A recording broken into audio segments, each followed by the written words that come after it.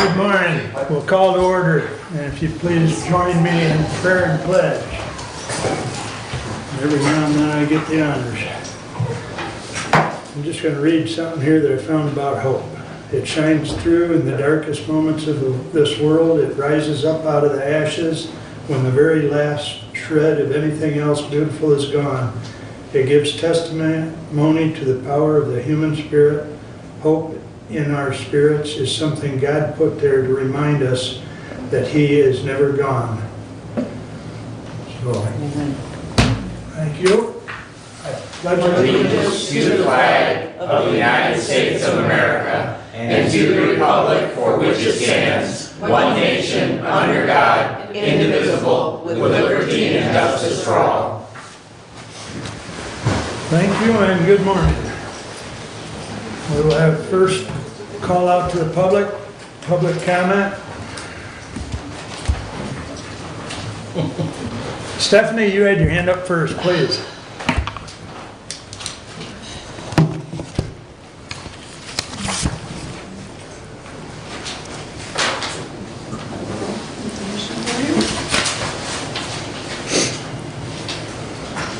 And Laura, you're next, and then Carla. Thank you.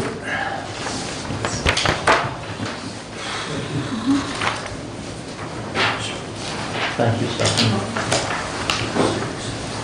So we had our annual delinquent tax note anticipation bidding on May 19th. Century Bank and Trust was the winning bid at 2.87% over the life of the loan. And you can see everyone else was gradually going up from there. I anticipate the closing to be June 8th, and shortly thereafter, within the next 2 weeks or so, the units will be paid out. And we are borrowing $2.9 million with the interest to be $101,476.04. Any questions?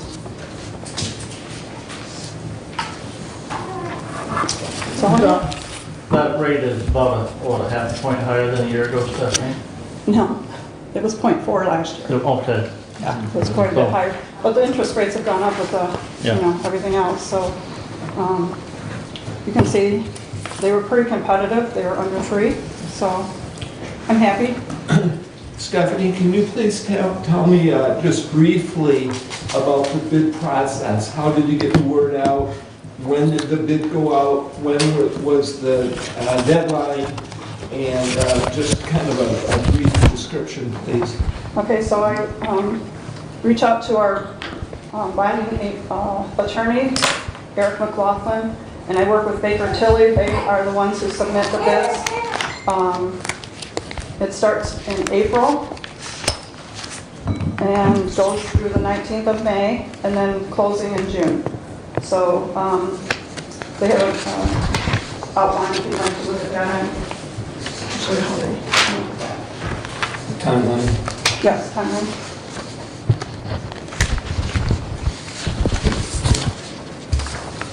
And this is an annual Yep. process. Yep. And then out of that money comes payment to them. I believe the attorneys went up to $11,000 this year.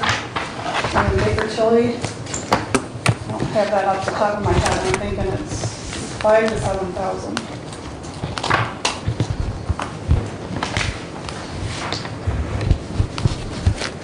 Any more questions? One more question, I'm sorry. Go ahead. And this money is to pay off our local units, townships, cities, villages, and schools. Anybody who has a millage on them? Anybody, and that includes the county? Yes. Okay. And then also includes the principal residence exemption denials that didn't get paid before they get rolled over to the delinquent roll. And that was $193,000 this year, which is pretty high.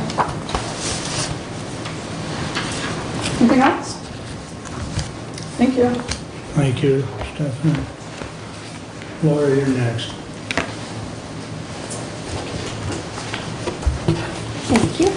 I just wanted to address the board briefly in support of our staffing proposal at district court. As the board is probably aware, we have a long-term employee who will be retiring at the end of July. Our proposal is to replace her. We've actually run the numbers that would permit us to replace her July 1st or thereabouts with somebody at the bottom of the pay scale, and to promote one of our other employees to probation officer, which would be a non-union professional managerial rate of 1946. To say we have run those numbers, it actually comes in under budget, in part because we have an employee out on maternity leave. As the board is aware, we've been concerned with the need for an additional probation staff, and we believe that this will actually address that issue while bringing us under budget, which should be a win-win situation for everyone. I believe under the hiring policy, we actually can move to replace our departing employee without further ado. However, we did want to bring this proposal to the board's attention because it does involve some changes. So at any rate, I thank you in advance for your consideration. Thank you, Laura. Carter?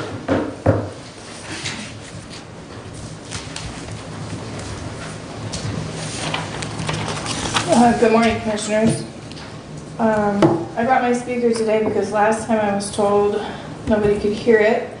I want to play something for part of my 5 minutes.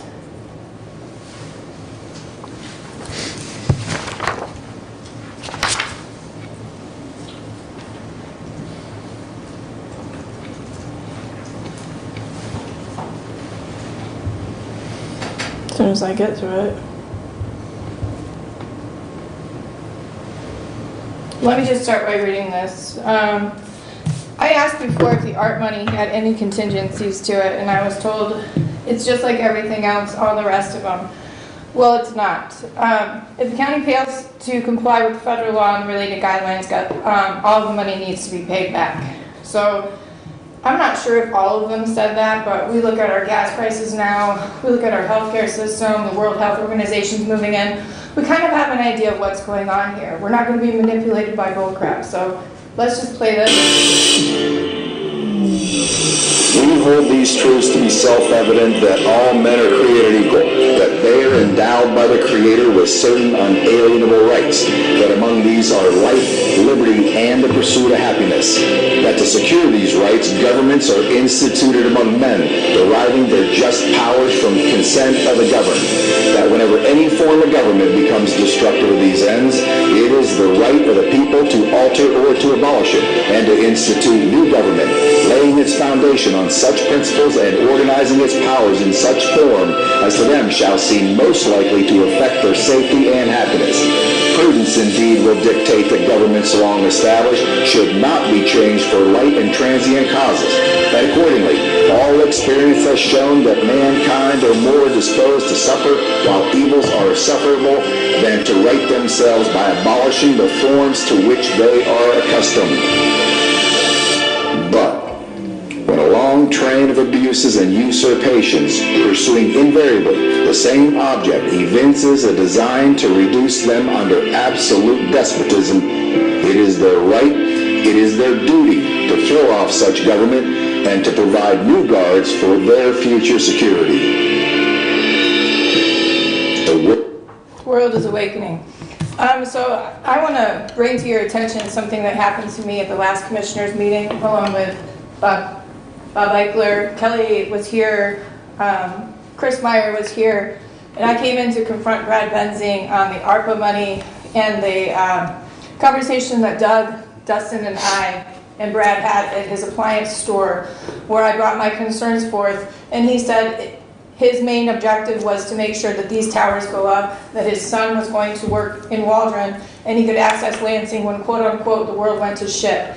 So it's my opinion to say that the reason that these ARP funds were being used against the people, as you see the federal government will take control, is so, quote unquote, when the world goes to shit, he could work from home with his family and screw the taxpayers. One of the other things he said is, I don't know what to tell you, I'm a taxpayer, and my kids went to private school. You're a commissioner. You're paid by the taxpayers. I want to hold you to that. I was assaulted, and I don't know if you know what the definition of assault for a public officer is, but it's anything that I feel threatened that happened to me. So Brad Benzing quit the last time when I confronted him. Instead of having a reasonable conversation as I sat in this chair here at this desk, he took everything out of his pockets that's government paid, smashed it on the table, and said, "I'm done." Walks over to his table, looks at me, comes back with his fist clenched. "Do you want to see angry?" Yelling at me and approaching me. Brent had to stop him. Is that any way to treat your public constituents? I think not. And being a public officer that works with Neil Brady, an ambulance driver, and you threatened us every time we came in here. No unruly people. Well, I'm here to tell you that was definitely an unruly thing. I did press charges. Detective Martin seems to think that that was assault. Anytime you act violent towards somebody, smash down materials and approach them as if you're going to hit them, that's assault, and you should have known that. I was calm, cool, and rational until you raised your voice with me. Still, I sat in that chair and took your information while you disregarded all of mine. You never answered the question, but you came aggressively at me while you threatened many times to kick us out of this building for being unruly as you sit in this chair. I don't know what's wrong with you guys for signing our rights away so you can work from home while the rest of us suffer, but it's despicable, and as you heard, it is our duty to abolish such government because you are not protecting our rights.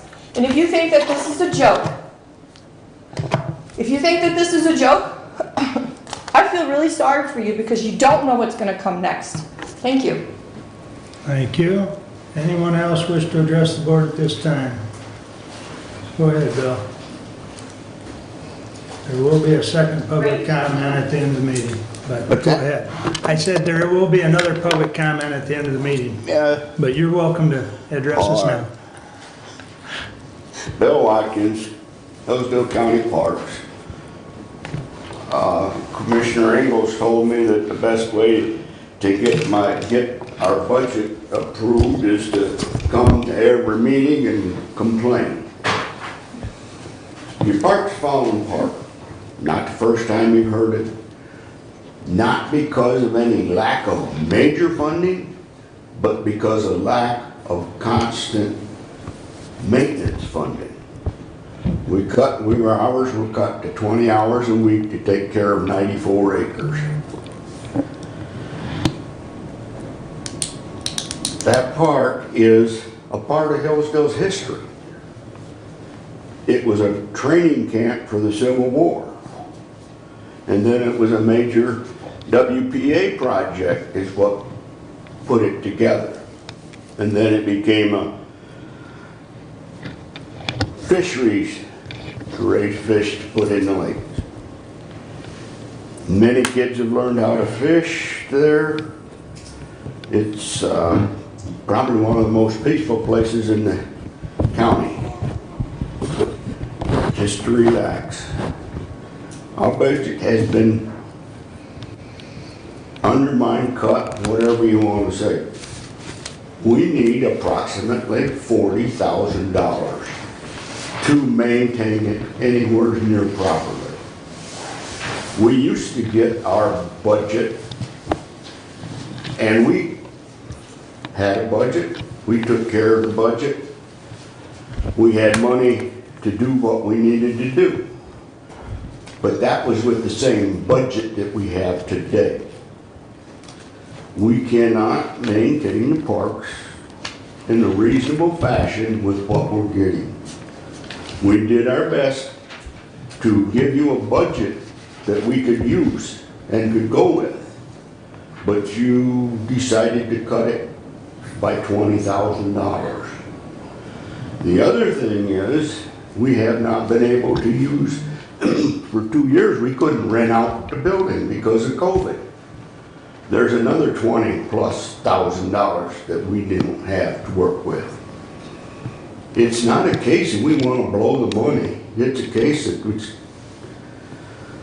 the roads are falling apart because we couldn't do what we needed to do when we needed to do it. And so, I guess that's my story. I can't shoot you or twist your arm or anything like that, but I just want you to understand this is a major problem. I know some people say, well, the county shouldn't have parks. The parks are one thing that everybody could use without any fees or whatever. And like I say, with the historical part of it and everything, I just think it's a shame that we cannot maintain it the way it should be maintained. Thank you. Thank you, Bill. Chairman, What? if I may. Bill, we're gonna talk about parks during my update. If you could stick around, I'm sure that we can talk some more about parks. If you would please stick around. All right. Okay. Stop.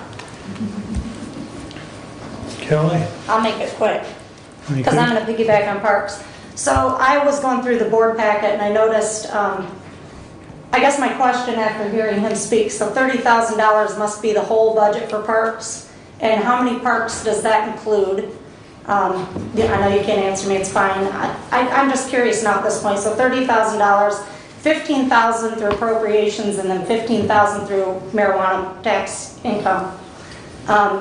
My question is, how many parks, and is that $30,000 for our whole county? Because, I mean, I just watched an annual income for $140,000 for one director and however many parks, and if we cut it $20,000, I mean, I have to agree parks is where people go in our community to have that quiet time or peaceful time, as he said.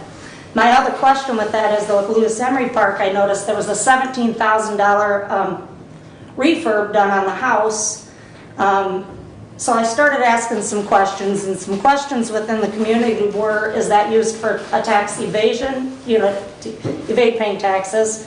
Do we pay taxes on that home? And then as a landlord, I pay high taxes on my rentals, so I want to know how the county gets to be exempt on a rental income property. And if you guys could find those answers, I sure would appreciate it. Have a nice day. Thank you, Kelly. Anyone else wish to address the board at this time?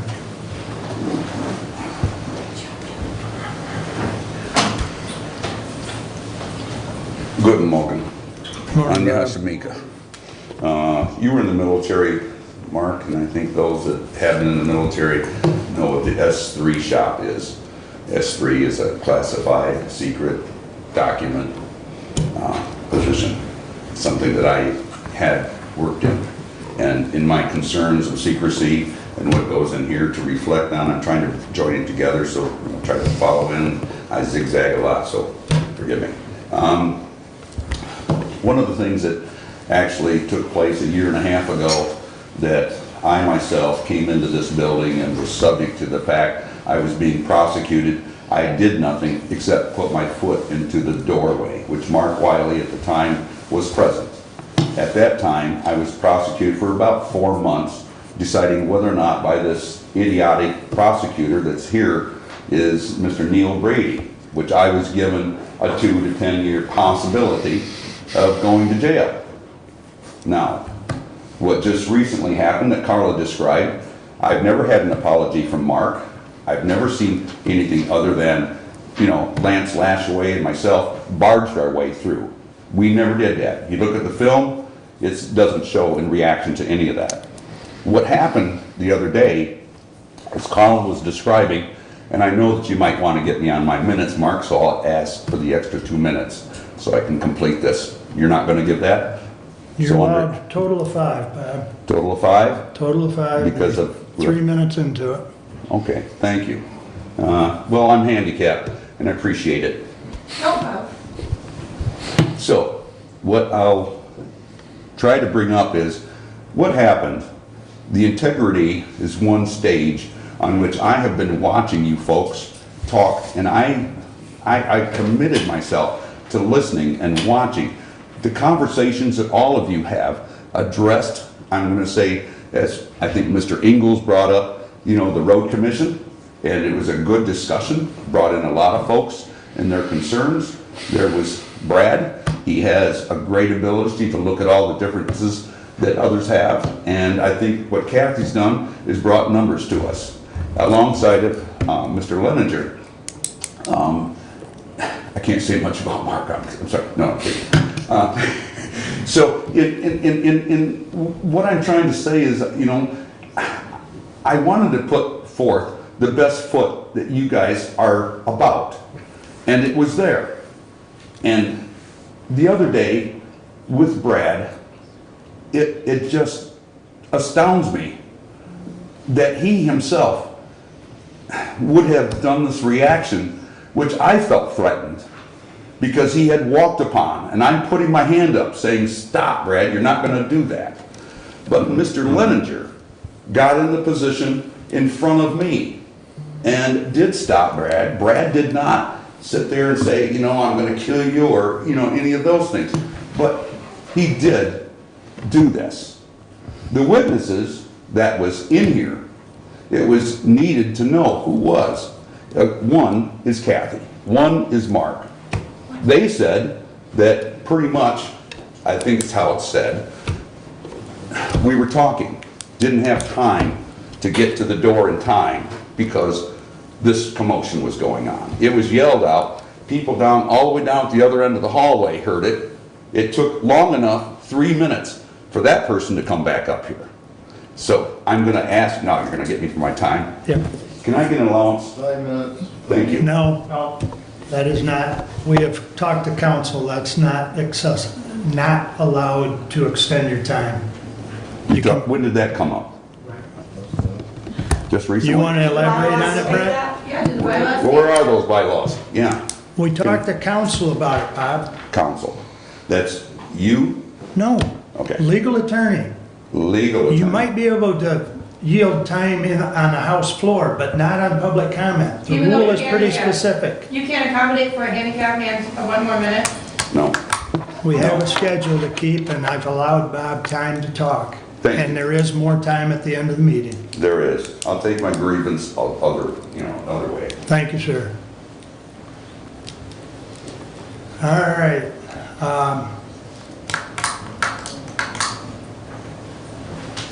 No one else. So Anyone?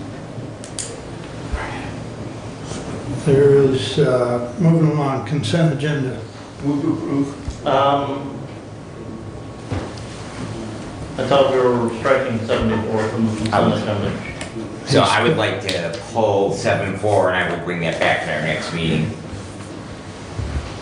That'll come to the next meeting. Right, yes. Yes. I would second with the removal. Okay.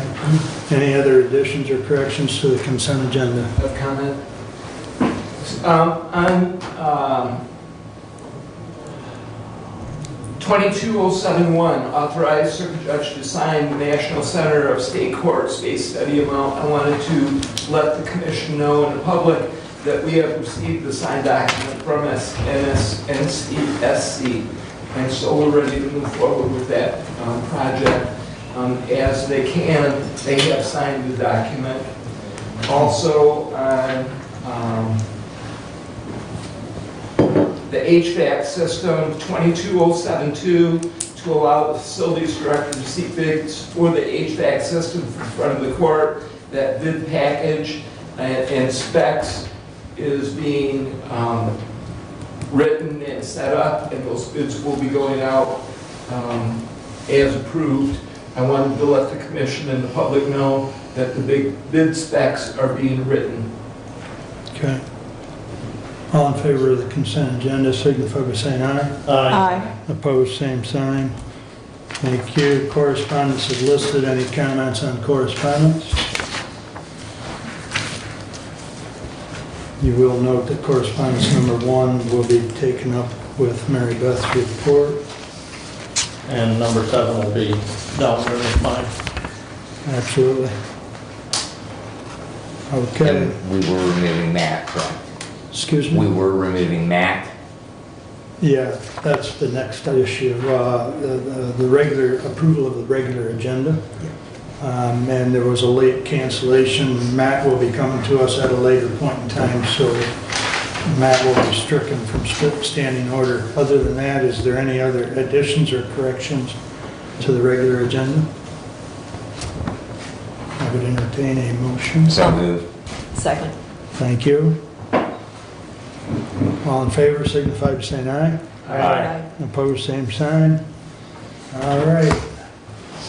Mary Beth, you are up. Good morning.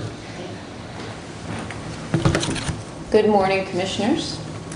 So that I am presenting for this quarterly report to the County Commission.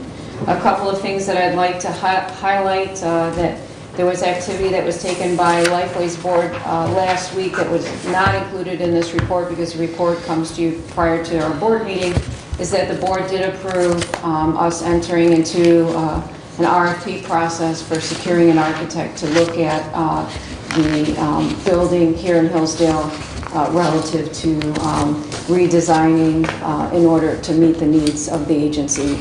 There's been growth relative to services, and the current building has not had improvements since it was built. So I will keep you appraised as that moves forward, but wanted you to be aware that the board did approve that.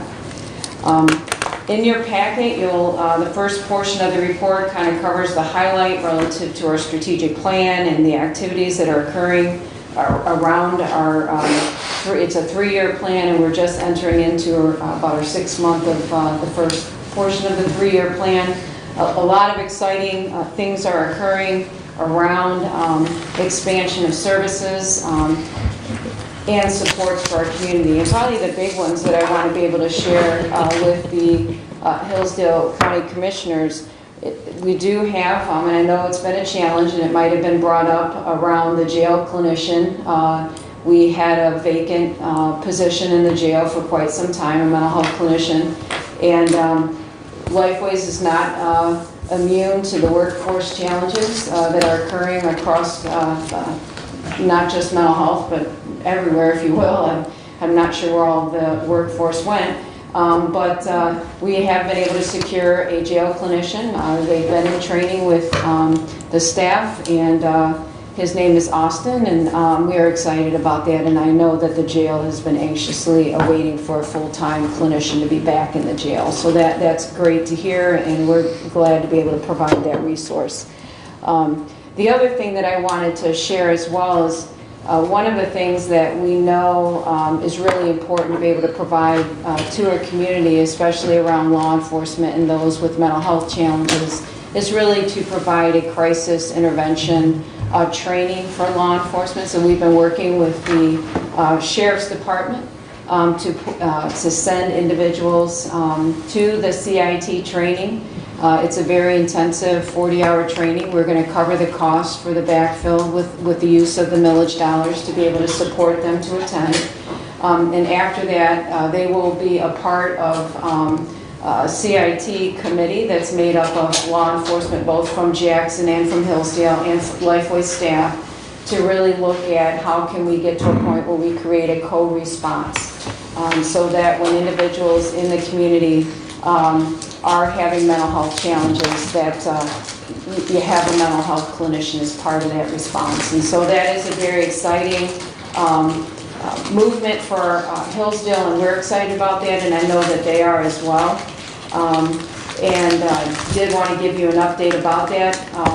The other thing that I wanted to share as well is, while we're struggling with workforce challenges as an organization, we've really expanded our internship program. So we've been working with colleges to secure interns, and we have been very fortunate that we've been able to hire 7 of the 12 that were interns most recently, and we have a new batch of interns coming on now. So we're trying to create a pipeline of potential employees as there is a struggle across the state. The other thing that I wanted to share as well is around the work that's being done as an organization for really outreach and engagement. So we have an engagement team that goes out into the community, and they have been dispatched down here to Hillsdale as well when we have struggles with individuals being able to engage in mental health services. So they have an appointment and they don't show, and then how can we really truly outreach to get them connected with services? It does prevent long-term crisis when you're able to engage individuals, and you'll see included in your packet a couple of success stories, one of them specifically around a Hillsdale individual and the benefit that provides. The other thing that's occurring, and I believe I did share this prior, there's been work at the statewide level and national level to create a 988 number, similar to a 911. So when you dial 911 for health emergencies, there's going to be a 988 number nationally. And so there's work being done where the state of Michigan created what's called MyCal, which stands for Michigan Crisis and Access Line. It is going to be a 24/7 crisis line, text line, chat line that the state is implementing. They're implementing it in Michigan, in regions, and we are part of the next region. It goes live actually next week. And what that will do is they will be able to take any type of call, if somebody calls the 988 number or they call the state hotline, they will then determine what types of services or supports that person needs and connect them with the local community mental health. It does not remove our 1-800 number. They will connect directly with us. We'll have the ability to coordinate. We have a mobile team, and I've shared that before. We have a mobile team that's both for adult and for children. It isn't 24/7. It does have limited hours, and a lot of that is due to staffing capacity and the cost to have a 24/7 mobile team. But we do have between the hours of 10 and 7, where we dispatch a team out into the community. So that is a resource that's available to be connected with the MyCal. You'll see included in the packet a handout from the state that kind of explains some of the highlights relative to the MyCal and what those services will be offered. They will be, again, coordinating that with the local community mental health. And hopefully, it is one of those things that does worry me a little bit about some of the confusion for people. So who do I call? I mean, you have your local 1-800 number, you're going to have a 988 number, then you're going to have the state's MyCal number. Now, I didn't design this, so I'll just put that out there. But anybody could call any one of those and they will direct them to the local community mental health. So I will leave that open now to any questions of the commissioners. Doug? As you go through your renovations of the building, please stay in contact with Department of Finley. With who? Randy Finley. Oh, yes, absolutely, Yeah. absolutely, yeah, yeah. Any other questions? As far as number of patients served in the court, do you have any numbers in regards to that, Mary Beth, as far as Tulsa County residents, how many people you're serving? Total numbers? Yeah. I mean, I can get that and give it to Mark and he can dispatch. I mean, I don't have that in the top of my head now, but I can get you an updated number if that's what you'd like. Would you like it for this fiscal year? Yeah, and then on that breakdown, how many of those are Medicaid patients compared to others that are private insurance or self-pay?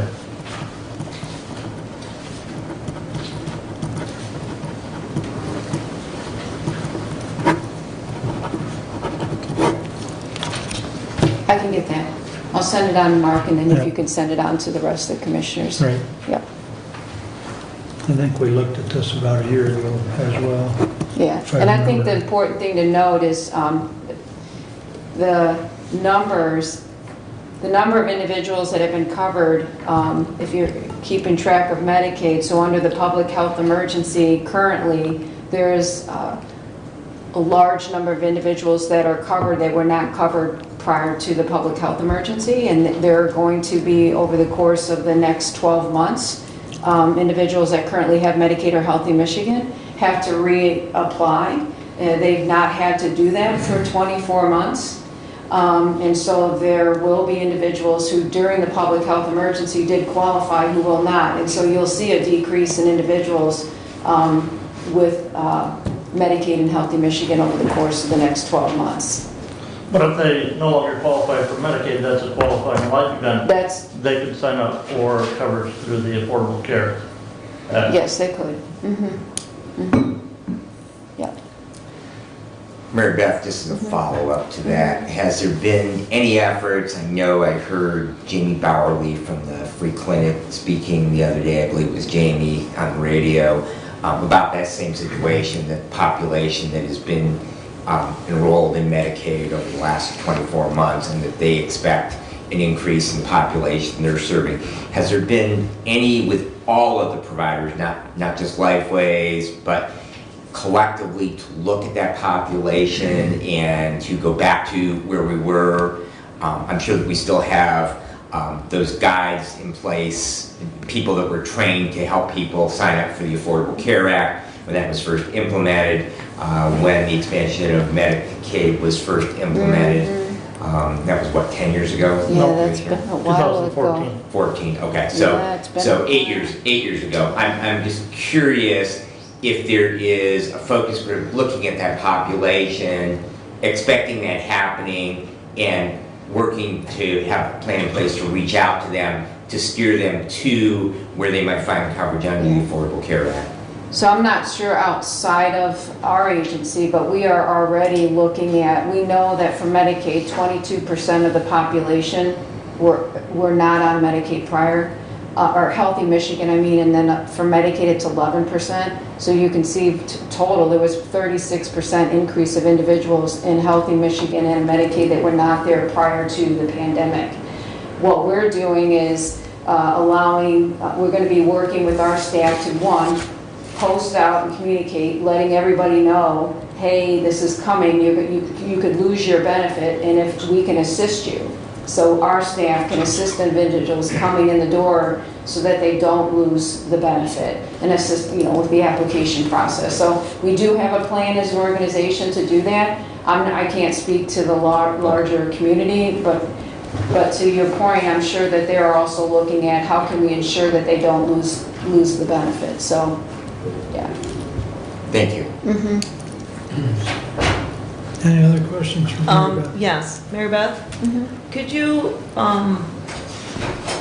give us an idea of the jail clinician? And is that a full-time position? And what they do? And is there any integration with the jail nurse? There's absolutely integration with the jail nurse. They have to work collaboratively because they're addressing the behavioral health issues and need for medication if that's needed with the nurse. So absolutely there's coordination. It is a full-time position. They do provide coordination of care, so if they are in need of getting connected with psychiatry, we also provide telepsychiatry for the jail here in Hillsdale as well. They also provide crisis intervention. So they have an inmate that's having a mental health crisis. They provide immediate crisis services to that individual. And again, it's a full-time, they're there full-time, 40 hours a week. And they have space out at the jail? Yes. Okay. Yes. Thank you. Good question. Anything else for Mary Beth? Thank you. All right, I appreciate your time. Thank you. Look forward to seeing you next quarter. Yep, and I'll get the information to you to send on. Good. Thank you. Thanks, Mary Beth. Well, moving right along, we have Judge Lisney. Good morning. Good morning. So I'm here to talk to you this morning about something that's called community corrections. Have any of you ever heard of it? I hadn't heard of it until I became a circuit judge. I'm just going to give a little bit of background. I think you understand this, so I'll go fairly quickly. I sit from the unique perspective of having been our district court judge and now our circuit court judge. All criminal matters start in district court. So whether it is a felony or a misdemeanor, the case starts there. Bond is determined by the district court judge, and then the process begins. If it's a felony case, eventually it may get bound over to circuit court, and that's now when I see that case. But bond has previously been addressed by the district court. Once I take the case, then I can decide what bond is going to be, and it moves along. At district court, the county pays for probation. The probation officer is paid by the county. The probation officer is under the district judge as far as what they do. At circuit court, when we get to felony probation, it is no longer paid by the county. It is paid by the Department of Corrections. And I have far less say over what the Department of Corrections will or will not do. They have other supervisors that come in. I've been working through that, how much say I have and how much I don't, and what guidelines I have to follow. There is no pretrial services that I can get from the Department of Corrections. When I was district court judge, we started pretrial services, and I used the probation officer and other people on staff to do that. Frankly, I did it in conjunction with the treatment court that I started. Drug testing, reporting, having to be employed, having to go through substance use services. Those are some of the pretrial services that were put in place. Pretrial services, just to explain what that is, a person is arrested, they have not yet been convicted, their charges are pending. What do we do with them? Do we allow them to be out on bond? Do we set a bond amount that they may or may not be able to pay? Do we allow no bond? Those are all the things that the judge that is determining bond has to look at. Our legislature has been making it smaller and smaller as far as who can be kept in jail and who has to be out on bond. When people are out on bond, I'm worried about safety. I'm worried about what other crimes they might commit, what their prior record looked like. Since I became judge in 2015, we have had an explosion of substance use issues, crimes that are related to substance use. Sometimes it's just possession, sometimes it's delivery, sometimes it's larceny, sometimes it's assaulted. They're all a variety of offenses that can be related to substance use. So a prime goal has been to supervise people that are going to be out on bond, at least to make sure that they're not still using. Somebody that is high on meth is a danger to the community, in my opinion. They may just be a danger to themselves, but they could also be a danger to the community. For the last, I believe, 3 years, I have asked for an increase in my budget to allow for pretrial services. I've done that as district judge, and I've done that as circuit judge, so that we would have some more money to have maybe a person at the jail to review people at the outset as to whether or not they should be released on bond or not, and also to supervise them when they are released. I've not gotten that money put forward, and so I've continued to look for other routes to try to do that. This is one of those routes, so I apologize for the long introduction, but that's where that's coming from. This is called Community Corrections. It's statutory. It's been around since 1988, so it's not anything new. It's a program that's been in our state for a long time. And I can say it's Brad Benzing and I met with a number of people from the government that run this and asked a number of questions. Brad asked me to come to the court to present this to you. It would involve approval by you for us to begin this program. I wish they would just fund this stuff. I wish they would just fund treatment courts. I wish they would just make it part of the money that they give to courts to have these programs. That's not the way this is set up. They make us do extra work for each one of these programs. If we want to have this thing called community corrections in our community, then we have to have what's called a comprehensive corrections plan that we put in place. And we send that to the state. And the state looks at our numbers. They look at the number of people that we send to prison. They look at the number of people that we have committing crimes. They look at all of those things, and then they decide what amount of money we qualify for that they will send to us to use to supervise these people on pretrial services and also to supervise people who are on probation. So it's a way we need to beef up what the Department of Corrections is doing with those probationers. It's also a way for us to have something for pretrial services that is more than just what district court probation is offering at this time. So that, in a nutshell, that's what this is. Brad, I know you were at the presentation. Have I left out anything that you think is critical? No, I think you covered very well. Interestingly to me, because I've been trying since I became a circuit judge to learn about this, and it dovetails from our treatment court. There is a board that is required to be appointed.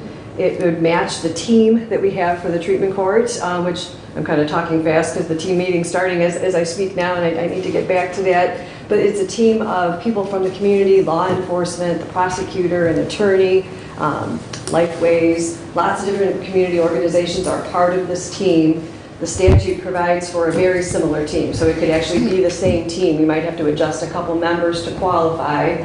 The Department of Corrections will actually help me put together this comprehensive plan. We would submit it to the state.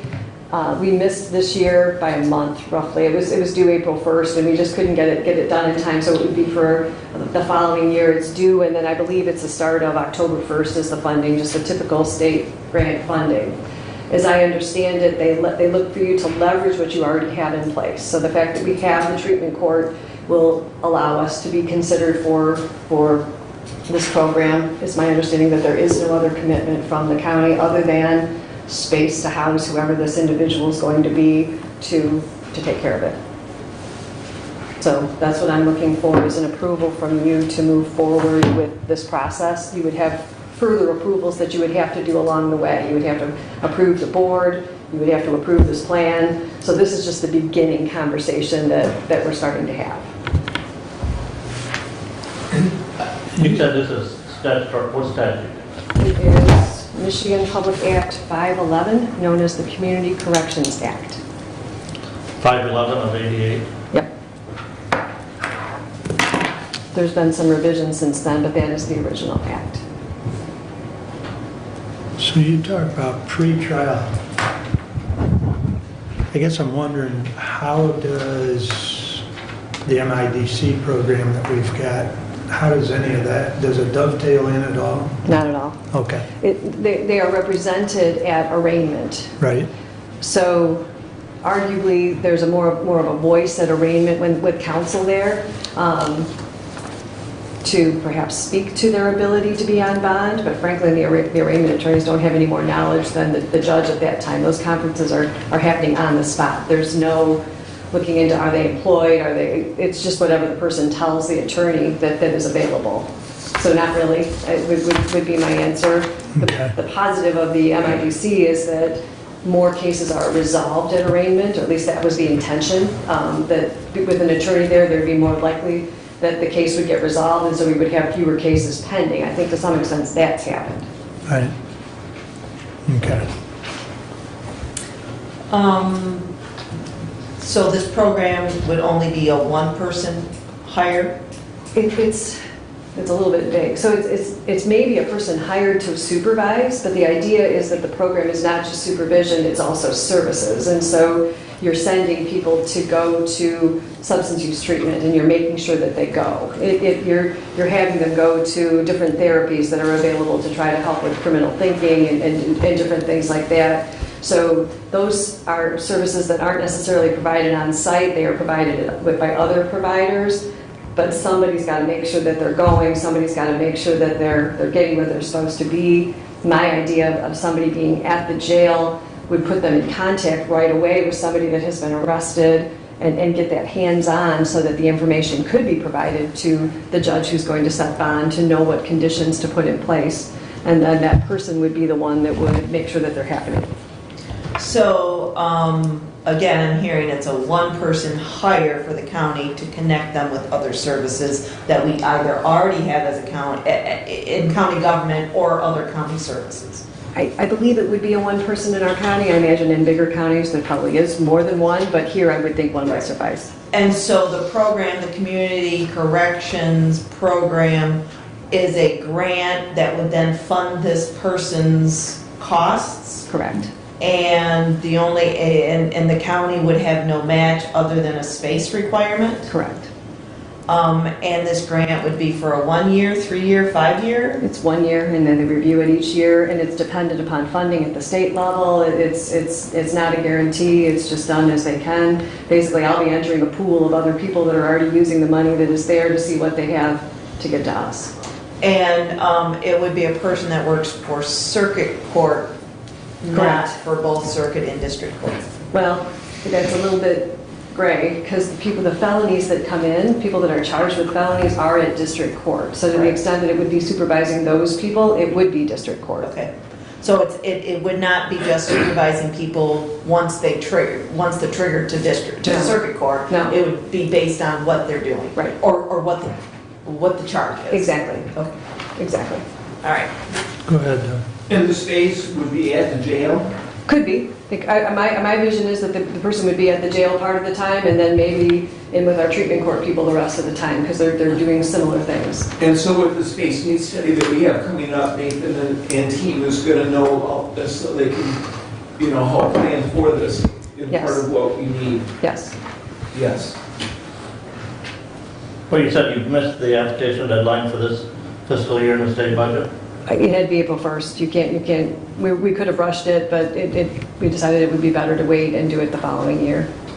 So we don't need approval today. No. But the sooner the better, because what happens is I get a bunch of, the state then runs all kinds of reports on what happens in Hillsdale County. We start putting things together. I mean, we could do it, I guess, next March 31st and try to get it done by April, but it's the question is like, where in the timeline do you want me to start working on that? I prefer to do it sooner than later, but. Go ahead, Brad.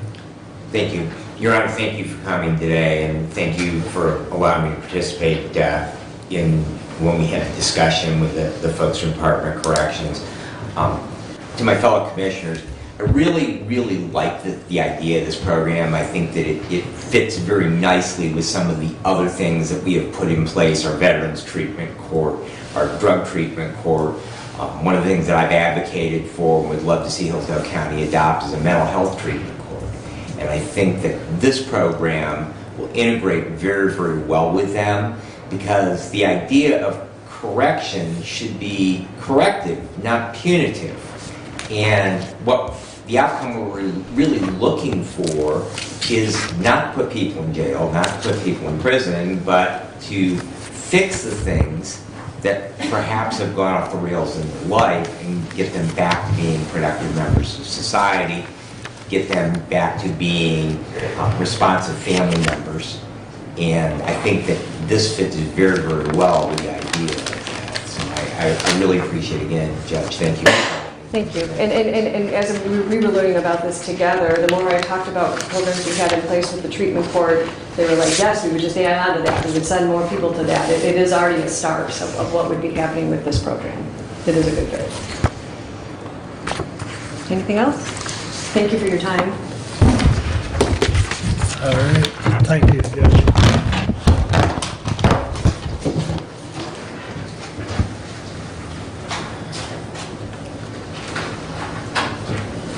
I would certainly think unless there is someone with an objection for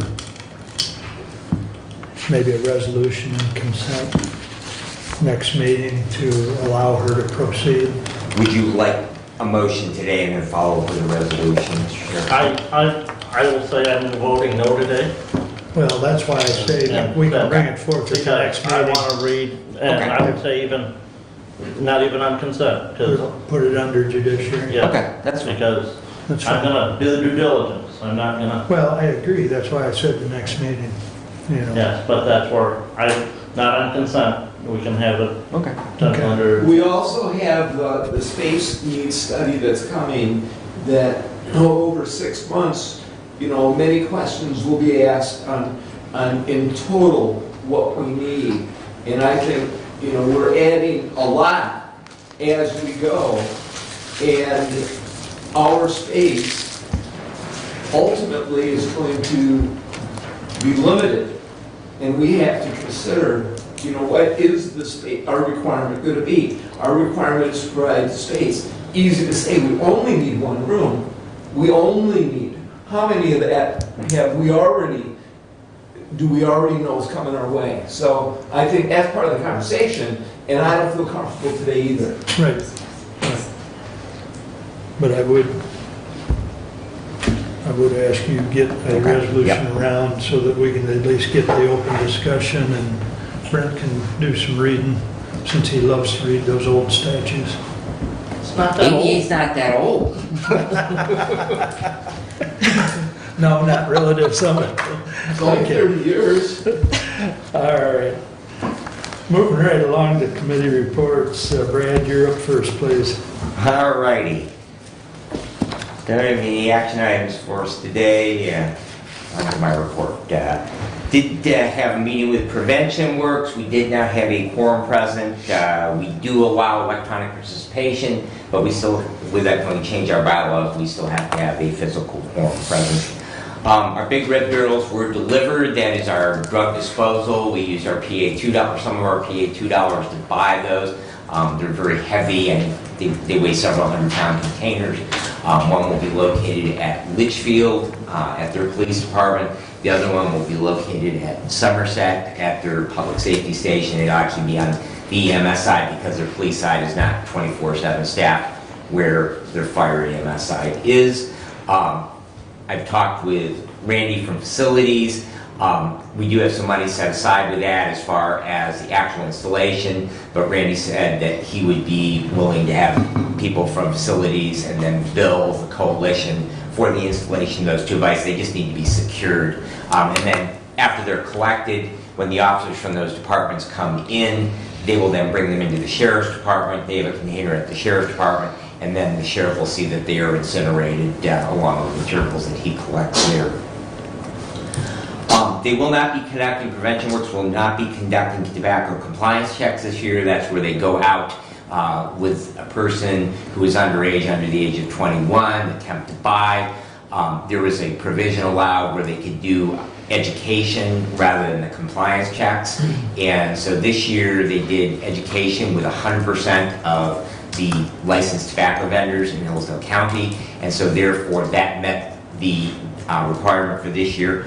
Next year they probably will be back to doing those attempted buys again.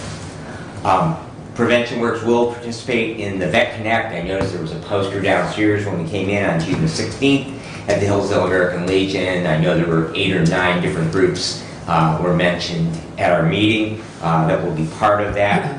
Of our PA $2, we get $5,000 a year. We still have $3,600 left in funding. That funding is with the state fiscal year, so that will go through the end of September that we have to spend those, and that is a use it or lose it. The last couple of years with COVID, we actually have not been able to spend those dollars, and so we are looking for some events to be able to utilize those and some other uses that we can go ahead and get those expended for education efforts within the county.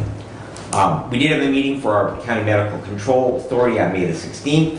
The hospital has reinitiated steps which had gotten in process and then COVID came, so for 2 years it kind of lay dormant for them to gain their level 4 trauma designation.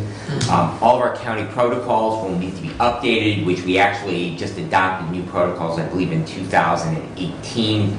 And the state, however, has come out with new state EMS protocols, and so we will have to go back through and revise those so they are in concurrence with the state protocols and then readopt them.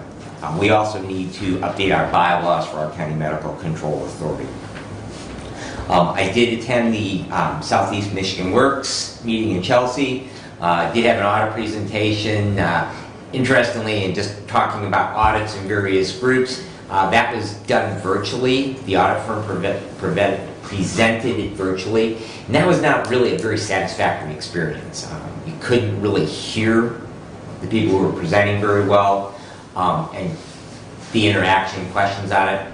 So there were several comments that were made by the board members that in the future they would like to have that done with the people actually present. So just as you are out and about various boards that we are represented, if you do hear possibly that the audit firm is looking at presenting remotely, my encouragement to you would be that to say, hey, we really need to have you here. One of the things that was pointed out of the audit, there's a number of financial items of note in internal controls and also in the way that grant monies.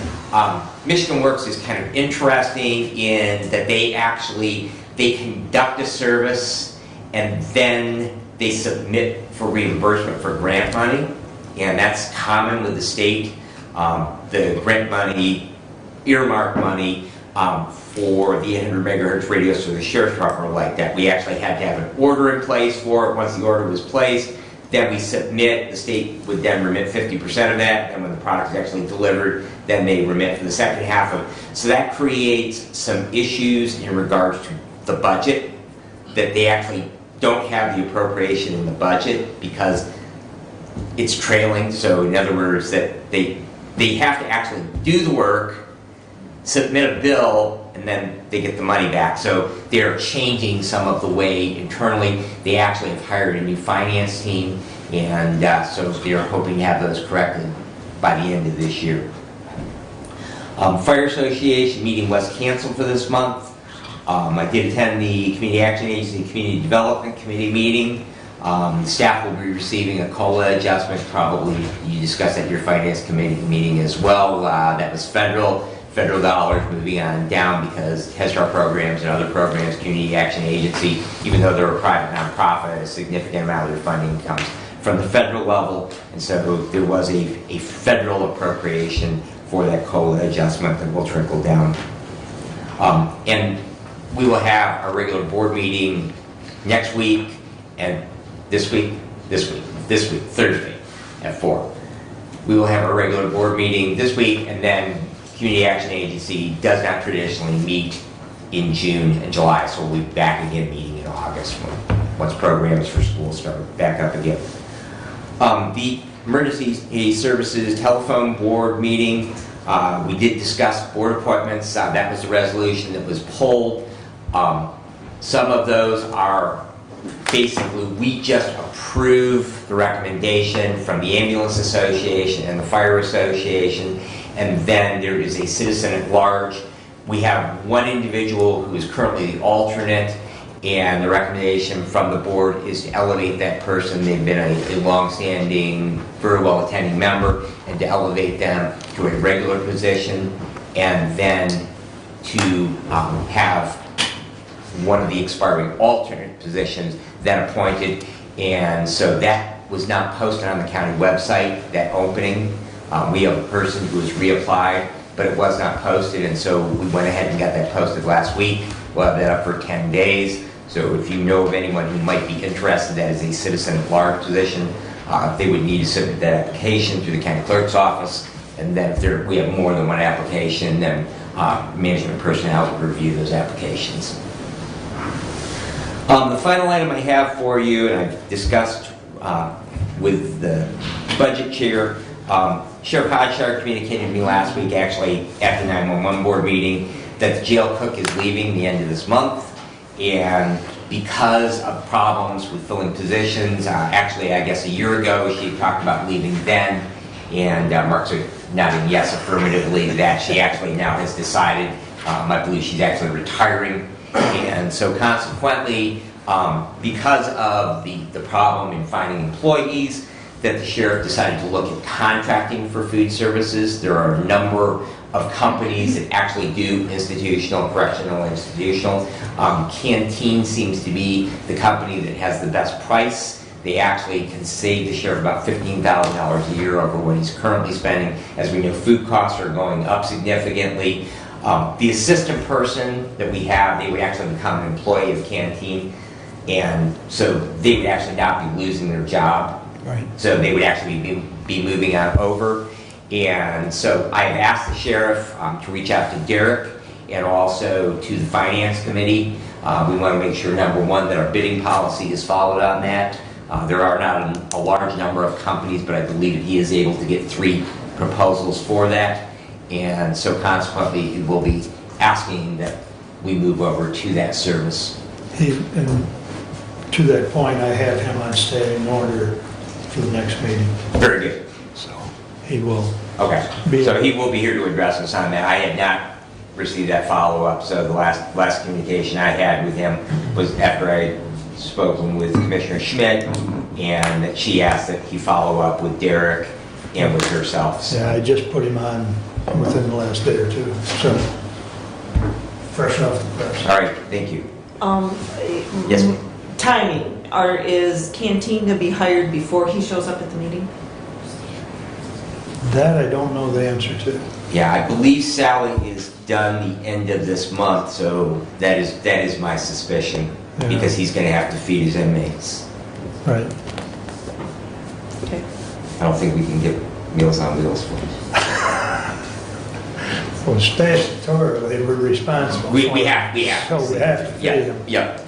So, but I do know that is, what, approximately a $10,000 savings? Yeah, I think he mentioned closer to 15, now the numbers may have changed when I spoke to him. Yeah, I'm just. And of course, food costs are going up, so they could have changed. Well, I do know he locked in a one-year deal, Okay. or at least that's what his Okay. intention is. But he will be here next meeting to answer all the questions, and I know he is gonna work, reach out to the budget committee, so. Okay, thank you. Please continue. That concludes my report unless there are questions. Any questions for Brad? Okay. Doug, I believe you're up next. Thank you. I'd ask Ms. Watkins to stay, and if we could start with my parks. Yep. I would like to, then he can go work on the parks. So Bill, my question is regarding the house. If you could come up and tell us a little bit about the progress that's been made and the hope for renting the house and where that stands with some of the people that have viewed it and any applications that you might have and where we stand on the rental of that house.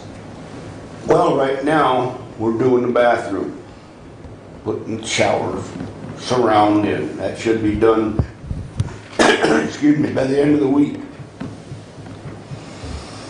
As far as renting it, after the bathroom's done, I guess it's available, but it's, what do I want to say? I would like to have you look at it and see if you would rent it. Because there are a number of small things that need to be done, that needed to be done 20 years ago. We did move some dirt around the house so the water doesn't run in the basement, and the back porch and stuff, there's some painting and stuff that should be done, but as far as the bathroom, which was the worst part, it should be ready to rent by the first of the month. I kind of hate to show it until at least the bathroom is done, because what do I want to say? Folks that would rent it in the condition it's in now probably won't stay long. And they won't treat it well, just from past experience. So yeah, it'll be ready.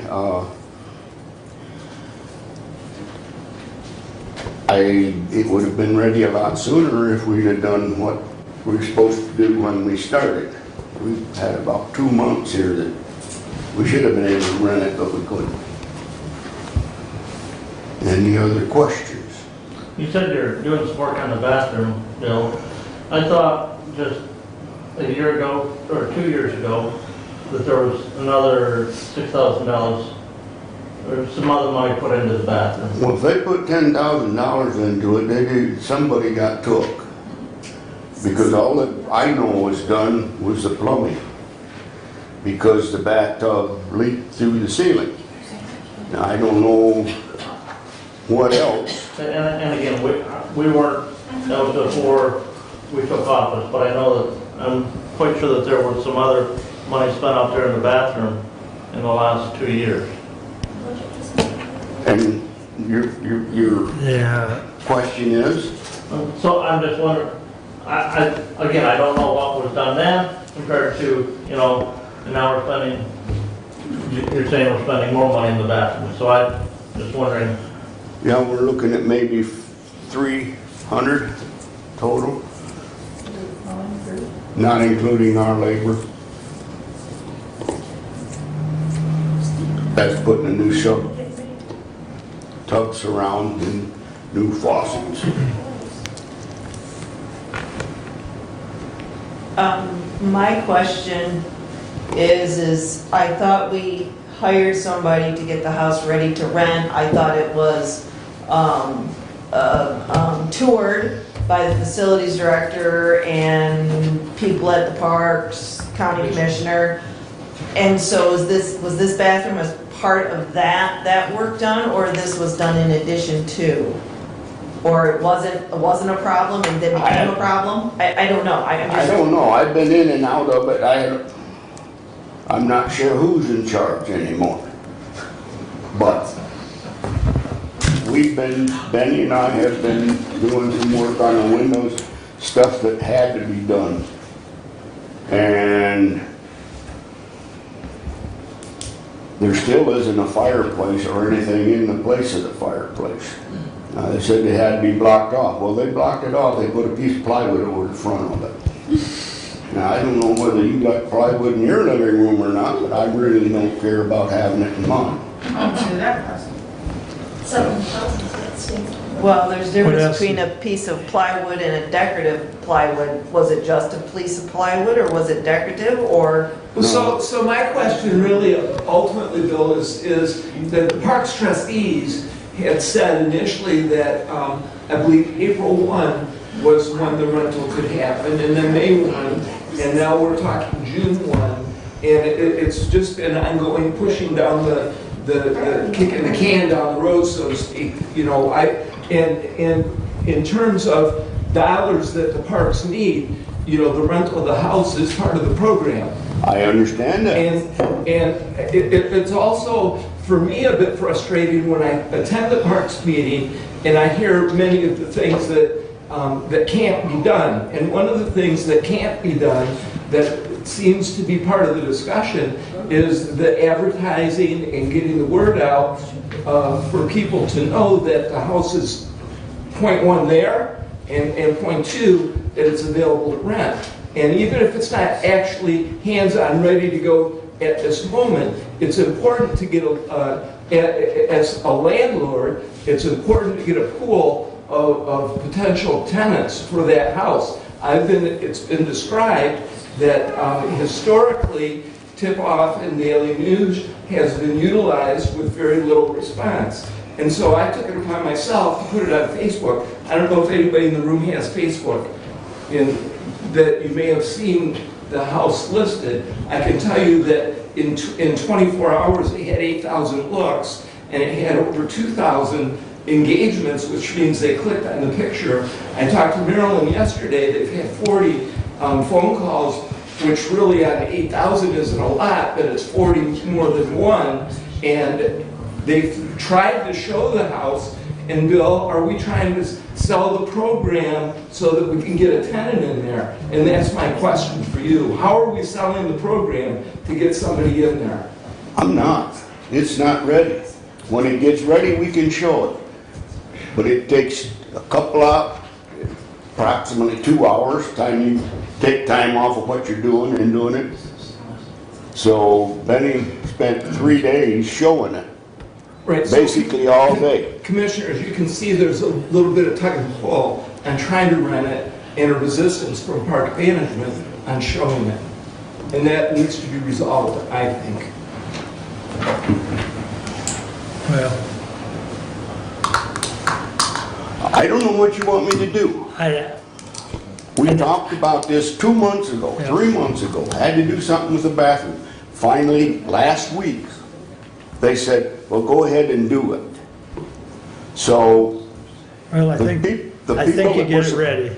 The people that were supposed to do all the work did what the contract exactly said. And they took an extra month to do it. So to blame me for not having it ready is a bunch of bull. That was KP Construction. What? Who did that work? KP? I don't know, the only one they could get. They had one person come in and bid on it. Okay, well, I guess all we can ask, Bill, is you get it ready so we can get it, at least get it. We're trying. Yep. But like I say, Yep. we were really fortunate the last time we rented it. Yep. We had a few problems, but we didn't put anything into that house for 17 years. And it shows it. Yep. But my problem is, I kind of take pride in that part, maybe too much pride. But to have somebody have a rental there that is not at least something that I would live in. I don't, number one, when you do that, then you don't keep people.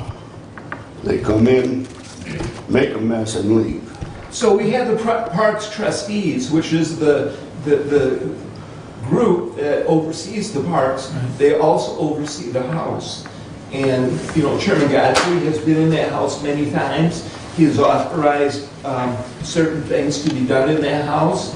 And, you know, Mr. Watkins works for the Parks Trustees. The Parks Trustees have tried to do what they can to get this house ready to go. Yeah. And my role as commissioner with the liaison, you know, while I don't sit on that board, the commissioners do oversee the Parks Trustees, unlike with the Road Commission, where we do not oversee the Road Commission, we do oversee the Parks Trustees. And the Park Trustees have said, rent the house.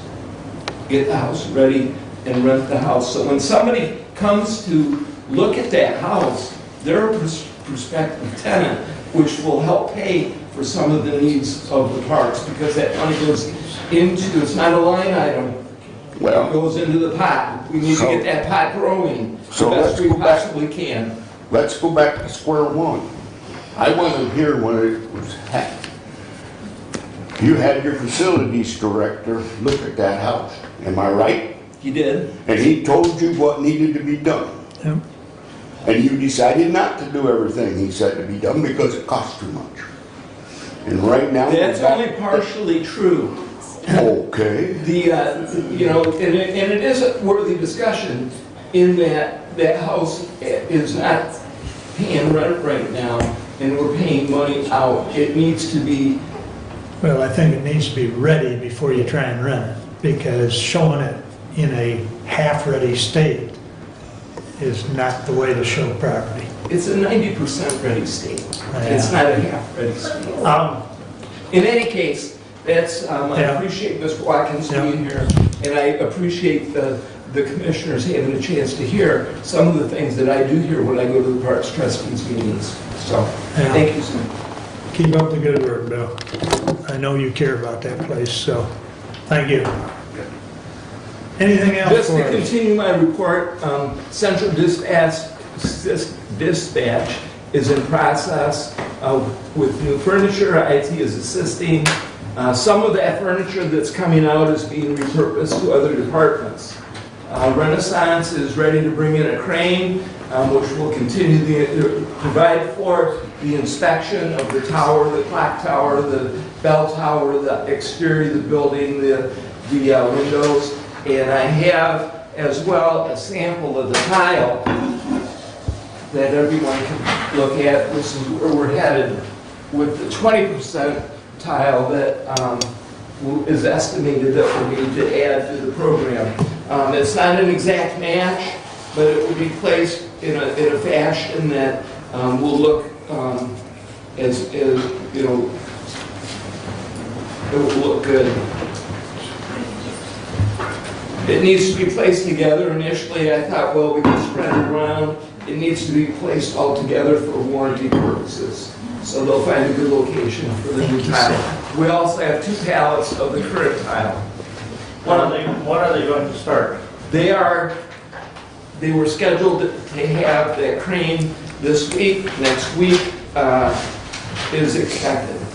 So that's soon. When will they start the tile? The order wait on the tile is 4 months. So the tile purchase has been authorized, and that process is done. So when you say the wait on the tile is 4 months, the roof will not be completed Correct. in 4 months plus 5, that takes us into September, November, December? Probably. Welcome to the world of materials. I thought when they bid the project, they said they'd have it done this summer.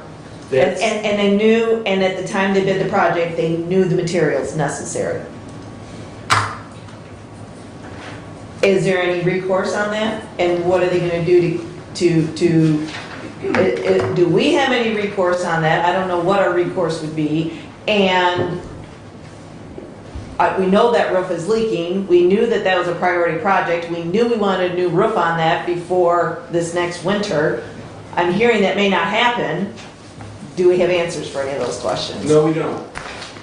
We do not have answers, but what we do have is the wheels turning to get things done in the most expedient way that we possibly can. So, it is a 4-month wait on the tile. So does that mean the roof's not going to be started for 4 months?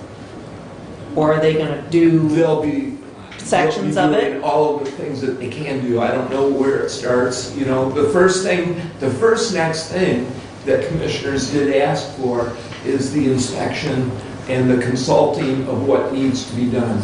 And that is the first thing that is going to be done. And yes. But this tile is primarily for the addition. Hopefully, No, I don't know if you heard. I'm sorry. My understanding of what you said is that there's a percentage of new tile that needs to be had. Did you say 30%? 20%, yes. 20%. That's the estimate before they start breaking tiles. Right, and all of those tiles have to be on one section of the courthouse for the warranty, so you can't Yes. intersperse them. So what I'm hearing is 80% of the roof could be finished if you can do it in sections. I'm not the job guy, who's actually, we had the meeting with the contractor and with the supervisor, and that plan is being put together right now. I mean, do we know when that is and what the process is? No, we are not the construction guys. Correct. So Right. I guess my question, my comments are is those are the things I would like to know because because we went ahead with doing this roof because Yes. we know it leaks. Yes. And we know we wanted to fix that this summer. And so what's the plan, given that we have 4 months to wait on the new tiles that only constitute 20 to 30% of the roof? Right, and to answer that, we're pushing as hard as we can to get Okay. all of it done. Okay. We're not just sitting back Right. waiting. Okay. Thank you. Thank you.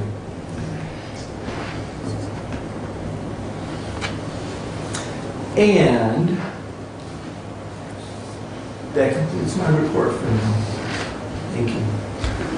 Thank you. Any other comments or questions for Doug?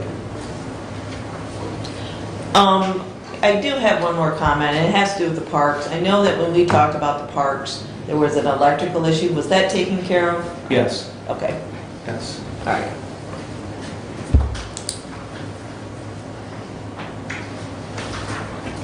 Okay. Kathy, you're up. All right, I am up. I am going to, Start with your action item. I think I'll start by reading the resolution, and then Nick, you'll speak after I read the resolution. Does that sound like the plan? If you want, I can sit here and say nothing. Oh, no, I would prefer to. Okay, so I am going to read Resolution 22077. To the Honorable Board of Commissioners, we recommend the adoption of the following resolution. Whereas Act 5, Public Acts of Michigan, 1982, provides that without specific action taken by the Hillsdale County Board of Commissioners, the board shall not levy ad valorem property taxes for operating purposes for the ensuing fiscal year of the county that yield an amount more than the sum of the taxes levied at the base tax rate on the additions within the county for the ensuing fiscal year, plus an amount equal to the taxes levied for the operating purposes for the concluding fiscal year on existing property. And whereas Act 5 provides that the Board of Commissioners may approve the levy of an additional millage rate within the present legally authorized millage rate only after providing certain notice to the public and holding a public hearing for the purposes of receiving testimony and discussing the levy of an additional millage rate for the ensuing fiscal year. And whereas for the tax year 2022, without holding a public hearing, said Act 5 would require the Board of Commissioners to further reduce the present maximum legally authorized millage rate of 7.9007 mils by an additional 0.3122 mils, resulting in a maximum millage rate levy for 2022 of 7.5885 mils. And whereas the Board of Commissioners, after careful examination of its estimated operating expenses and estimated revenues for the 2022 and 2023 fiscal years, has determined that the best interest of the county may require the levy of the additional rate of .3122 mils to provide sufficient revenue for the county for operating purposes for the ensuing fiscal years. And now, therefore, be it resolved that the Hillsdale County Board of Commissioners, pursuant to Act 5, proposes a tentative levy not to exceed 7.9007 mils for operating purposes in tax year 2022, revenue for fiscal year 2022 and fiscal year 2023, which includes the additional millage rate of .3122 mils. Respectfully submitted, Kathleen A. Schmidt, Chair of the Budget Committee. Support. Moved and supported. Nick, I believe she'd like you to speak to that. I think you can speak Well, to it. it's an annual thing that every taxing jurisdiction goes through, county not excluded.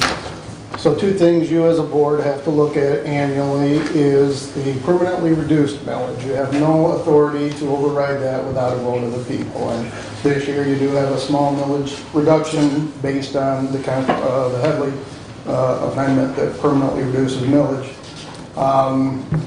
Last year, the millage rate was, what was it?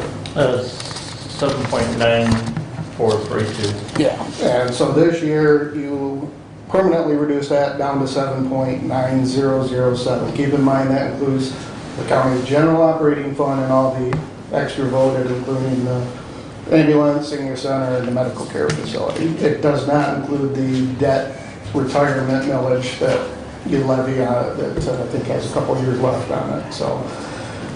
So you have no choice on that. You have to legally reduce that, and you never get that back without an override of the Headley through a vote of the people.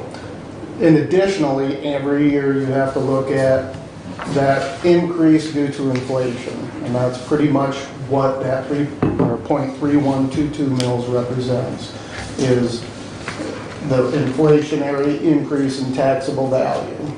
Now, keep in mind, the whole formula does not include new construction or any removal of the roll. So if a house burnt down or if a house was built, the value of those are taken out of the equation for this purpose. So what you have to do then is tentatively set that millage rate at a meeting. And then that sets way for a public hearing in which you give the opportunity to the public to come in and explain to you as commissioners why it is not necessary, why you should reduce that millage further. It allows that opportunity for the public to engage in that conversation.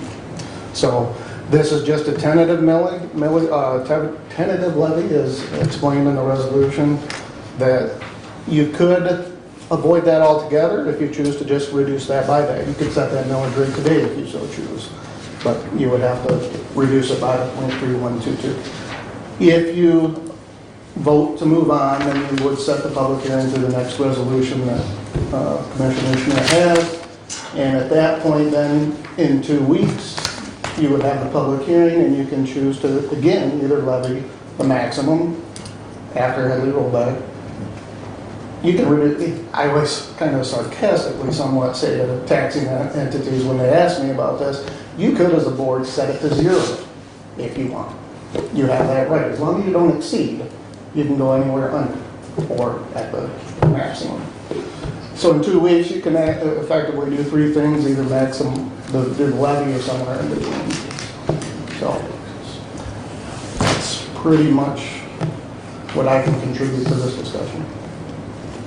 Questions or comments for Nick?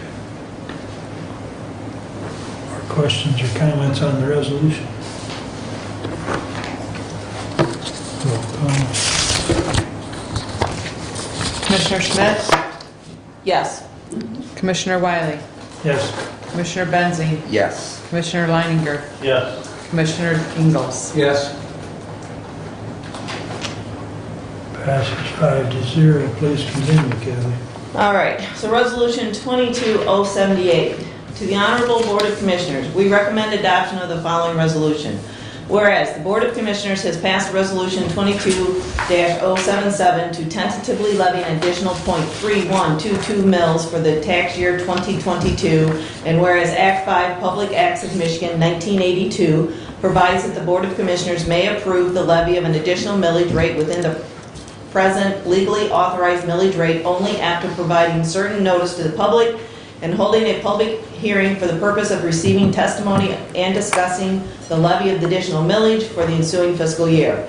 Now therefore be resolved that a public hearing shall be held on June 7th, 2022 at 10 a.m. at the Hillsdale County Office Building, Board of Commissioners, Conference Room, Suite 210, Hillsdale, Michigan, for the purpose of receiving testimony and discussing the levy of an additional millage rate for the 2022 tax year, revenue for 2022 and 2023 fiscal years.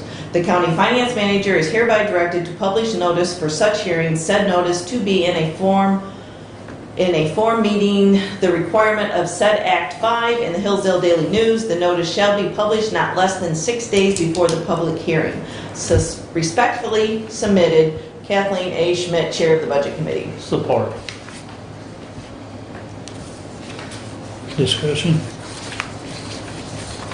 Brent? Mr. Chair, thank you. I know that we do it automatically, but would the maker and seconder of the motion be friendly to that we include language that it be published on the county website? Just so that it's part of the resolution. If that meets with the Public Act and that we're not violating, I'm friendly with I that. think the Public Act only required to publish any. I understand. So we are doing more than is required by the Public Act, because our publication of general circulation doesn't circulate very far.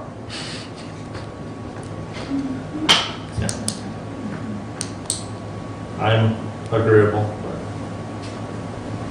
And Nick, you don't see any problems with that? We just include that as part. It would have been done otherwise. And like I say, I understand that. I think that all of us that are involved here, but I think for the public, that we just as part of this resolution, that we include that language so we're being as transparent as possible. Nothing wrong with that at all. So it says that the county finance manager, but Stephanie's always posted this, so, Yeah, it was news to me. yeah, I mean, this is not a role that Derek does, this is Stephanie's role, so that really should read the treasurer, I believe. I'm okay with that as well, if that's the way that it's supposed to read. I don't have a Well- problem with that. So it's- Do we have to do anything, or is it just gonna be changed in the Is there a friendly resolution? amendment there, Yep, consensus? all right. Okay. So I don't have to talk to the finance manager, Stephanie, you got it covered? If that's what you want. Okay. Historically, Stephanie's done that for us, so. We're just trying to make her life a little easier. Yeah, One less thing. exactly. Okay. Anything else?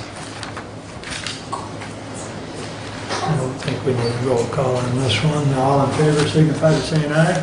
Aye. Opposed, same sign. All right. Any closing comments, Nick? No, good. You're good? Thank you for coming and explaining that, I appreciate it. All right, the auditors were here, the week, of 5/13.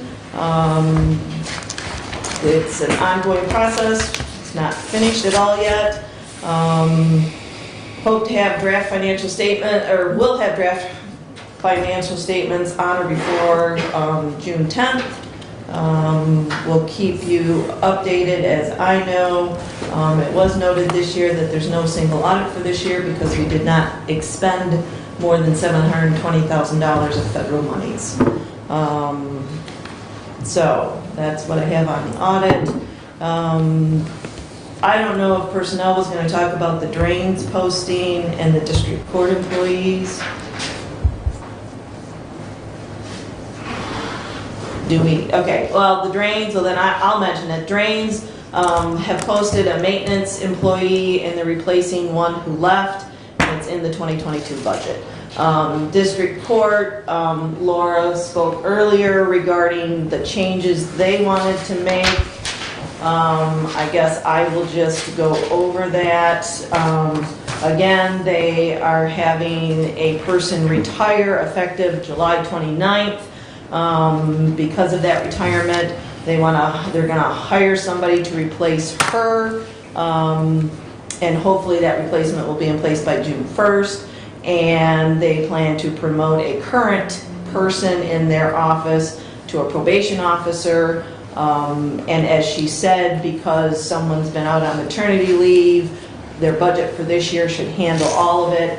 And for 2023, their budget will need to be increased somewhat because there is a small increase in total expense by making the change. But what the district court did was with the number of employees they had, they shifted to cover their needs, which is appreciated by the county. So I just kind of wanted to go over that. I don't believe we need a motion or anything to that effect because it's currently within the budget and they're technically not new positions. Is that correct, Personnel Committee? Drain Commission definitely, I mean, that's just Right. replacing, Right. in the district court, they're replacing an existing position. So- Right, there was some argument whether a second probation officer is a new position, but my understanding is they've had 2 probation officers in the past. So, all right. Hold on a sec, if you would, yeah. Kathy. Laura, I had an email that you wanted to be on June 14th to talk about this more, or are we good? If it's not believed that we need a resolution, I would say we're good. Well, Okay. I think we do probably need to follow up with the resolutions with the hires and the rates. Like we've done with the other ones? Right. Yes, Track it. yes. I think we do need to follow up with those resolutions. Just like we did with the previous probation person. Yep. Once you had Yep. contacted both personnel and budget, Okay. we'll put a resolution in consent agenda, Yep, Okay. yep, so. okay. So, other than that, Greg Moore reached out to me with a letter, maybe not just me, probably all the commissioners, I just kind of wanted to go over it. Greg Moore is with Consumers Energy. The letter kind of touched on the Heartwood Solar Project, which is which is owned currently by Ranger Power, and that project encompasses primarily Fayette Township, one parcel in Scipio Township, and a couple of parcels in Allen Township. It's a 150 megawatt solar project, my understanding is they are close or have actually sold the power to consumers. I am not sure which one that is currently. In that letter, he is also stating that we're hearing that consumers is looking to buy large parcels of property. He is, I think, cautioning people in the county that if individuals contact them and they are not wearing consumer power badges or nameplates, they are not from Consumers Power. So even though you're hearing Consumers Power is looking for these parcels, others may be contacting you that are not Consumers Power employees. That's what I read from that letter. And he also indicated that if any of our townships, villages have questions on the solar wind ordinances, questions, concerns, that he would be a contact to either help them or put them in touch with people at Consumers to help them with those ordinances. Other than that, I've gone to my township meetings, and that's all I have. I just pulled up the calendar and I should have caught it, but is there a reason that we're basically going to have a special meeting rather than have that public hearing as part of our regular commissioner meeting? I just read the resolution. It should be part of the, part of, Date did not get yes, corrected the from date. previous year. I didn't catch that. It would be the 14th would be. Yeah, the 14th would be our regular meeting, which normally we do that as part of our regular meeting rather than have a special meeting. Unless there's Correct. something that, Not that I'm aware of, unless Nick knows of something. I mean, it should have been at our next meeting. I did not check that one. So, So I would move to amend the resolution. Can we hold on just one second? Yeah, hold on. yep. I'm asking Marnie if we can just have another resolution brought over because There's with the 3 two changes. changes and then now with the date, that makes this thing an utter mess. So I'm Why asking we if she can get Do a, a motion to reconsider. Move we reconsider And have a- resolution. Well, do we want to wait until after? We just vote down the Okay. resolution. okay. I can, if we take a recess, I can go to Stephanie's office and bring it up and make the changes. If that's, Move to recess. For 5 minutes, Jody, 10 minutes? 8 minutes? Reconvene at 10. Reconvene at 10 to the hour. Okay, thank you. I'm gonna call.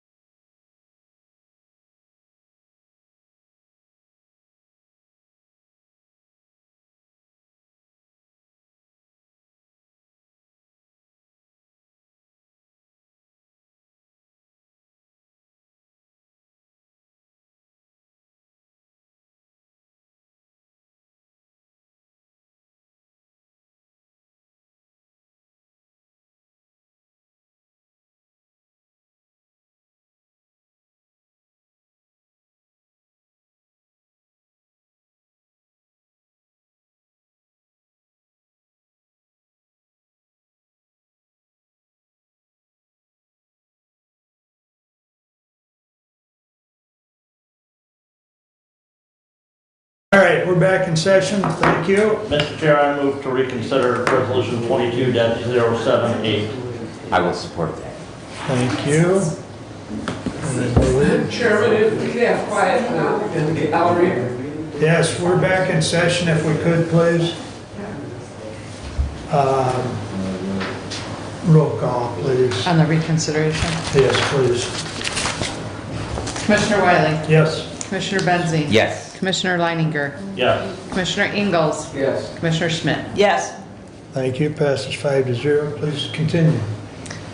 All right, so, Resolution 22078 as a replacement. To the Honor Board of Commissioners, we recommend adoption of the following resolution. Whereas the County of Commissioners has passed Resolution 22077 to tentatively levy an additional .3122 mills for the year 2022, and whereas Act 5, Public Acts of Michigan 1982 provides that the Board of Commissioners may approve the levy of an additional millage rate within the present legally authorized millage rate only after providing certain notice to the public and holding a public hearing for the purpose of receiving testimony and discussing the levy of the additional millage rate for the ensuing fiscal year.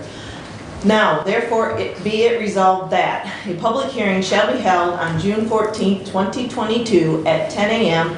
at the Hillsdale County Office Building, Board of Commissioners Conference Room, Suite 210, Hillsdale, Michigan, for the purpose of receiving testimony and discussing the levy of an additional millage rate for the 2022 tax year, revenue for 2022 and 2023 fiscal years. The Hillsdale County Treasurer is hereby directed to publish notice for such hearing. Said notice to be in a form meeting the requirement of said Act 5 in the Hillsdale Daily News and placed on the Hillsdale County website. The notice shall be published not less than 6 days before the public hearing. Respectfully submitted, Kathleen A. Schmidt, Chair of the Budget Committee. Okay.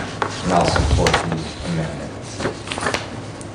Any discussion? I think everybody, So clarification, Mr. Chair, probably. please. This is an amendment to the prior resolution, so we need to vote on the amendment and then the resolution as amended. Correct. Any comments or discussion? So the first vote is on the amendment.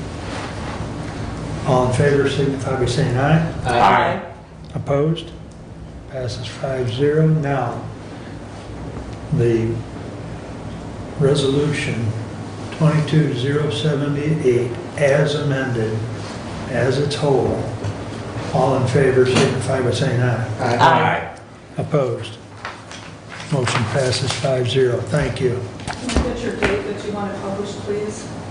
I'm looking maybe at June 3rd, which is a Friday, because Monday the 6th, they don't circulate. Right. Paper. 7th, I think, is cutting it close. You said the 3rd, Stephanie? 3rd is a Friday.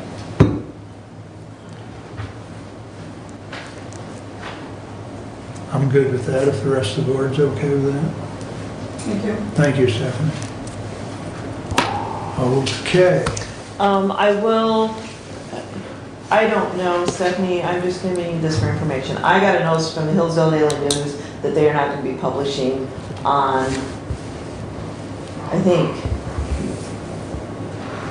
Fridays and Oh, really? 2 days a week. So it's Friday and I'm thinking Wednesdays. I don't know when that starts. I don't know if that's an issue. They're going to be electronically published, but not paper published. Okay. So I received that notice because I am a Hillsdale Daily News subscriber. Yes, I do get the paper. And so I got that notice. I don't know when that takes effect, and I don't know if that Can you impacts. see or send that to me so I can? Yes, I can do that. Because I'm having a hard time getting a hold of people here sometimes. So, When I was doing dog license information, I don't know who to call anymore or email anymore. right. I think somebody else bought them out, I think is also what this letter said. Okay. So, but anyways, I will get you a copy of that letter. Thank you. Okay. Okay. So that concludes your, Yes. thank you, Kathy. All right, Brent, you're up. All right. First of all, we're going to go to the discussion item, the Hillsdale Conservation District. I do believe all of us received a letter from the Conservation District And there's correspondence number 7 in our packet is that letter from the Conservation District asking for help in their tire disposal program that they have planned for the county this year. I have asked the director of the Hillsdale Conservation District to come, and she is here this morning with another employee of the Conservation District, so I will ask Jenny Leininger to come to the podium, and if Cody Burksell will join her. Again, they're both employed by the Hillsdale Conservation District.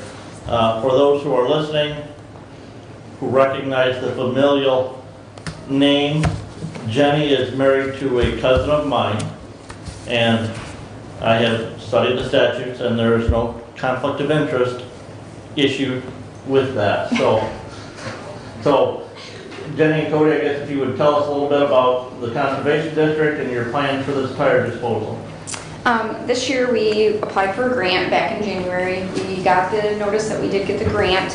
I asked for a $30,000 grant because the tire recycling place that we use is Cobalt out of Sturgis. They supply the trailers to us, and they're $2,000 a trailer. And so the money that we get from Eagle, so the $16,000 is what we ended up getting this year because they had such a wide amount of people apply for this grant this year, more than they ever have. So they reduced our amount to $16,000, which equivalents to actually 8 trailers that we can produce for the community this year. In the past, we've done up to 21 trailers, and we have filled them all. And so we came to you guys today just to ask for a little bit of help in this situation. We have to make this public to everybody in the community. We are trying to limit quantities of tires that they can actually bring per residence this year. And they have to sign up because we can't go above and beyond unless we get some donations where we can take those tires that we have access to Jefferson Transfer Station to dispose of. So the cost to do that is $2.50 per tire above and beyond what this grant actually covers. So all of this grant money that we actually get from Eagle will go directly to Gold Ball. We don't get any of the funds. I'm sorry. Whomever. With appointments, are the appointments full? You're talking the registration? Yeah. Are you booked up? We have not started the booking process yet. We just finished this week trying to figure out the quantity amount that we are going to allow per residence this year because, like I said, we've had years of, we had 260 some people that registered 2 years ago to come, and we were at 25,000 trailers, or 25,000 tires. Yeah, so as Quanian, we have helped and assisted in the past in directing traffic, and it's amazing how many tires come in. It's amazing how these semis get filled up. Yes. And so that's what, you anticipate this year, again, a high quantity, and you need more than 8 trailers. Yes, so we just need to be able to take, because Cobalt is having struggles too this year because they can't get the people that work for them to stick around anymore, so they have only a limited amount of trailers that they can give us anyways. So it was good that they kind of were able to back us down this year a little bit, but it's still hurting our community because we can't provide the service that we normally have. Kathy? Funding. I mentioned your letter to the communities that I went to their meetings, townships and cities, villages. I didn't get the impression that you sent those same letters to the cities. I didn't, Litchfield and Jonesville. I did not because I didn't think about that. When I talked to our board about it, they told me that they normally had done to the townships. I did not send them to the cities, which I can still do. Right, I would recommend you do that because Yes. again, there's residents in those cities that potentially have tires too. Correct. So, Yep. So when you say that you're limiting it to just residents, does that mean if I'm a farmer, I can bring tires in, or that's not correct?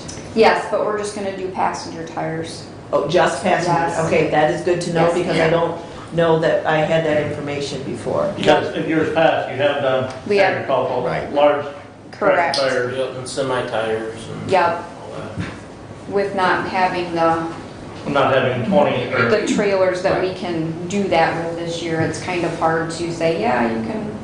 and in addition to the, I'm sorry. One more. How many passenger tires can you get in one trailer? Just over 1,000. Yep. So then it's about $2 a tire, would that be right? Roughly, yeah. Okay.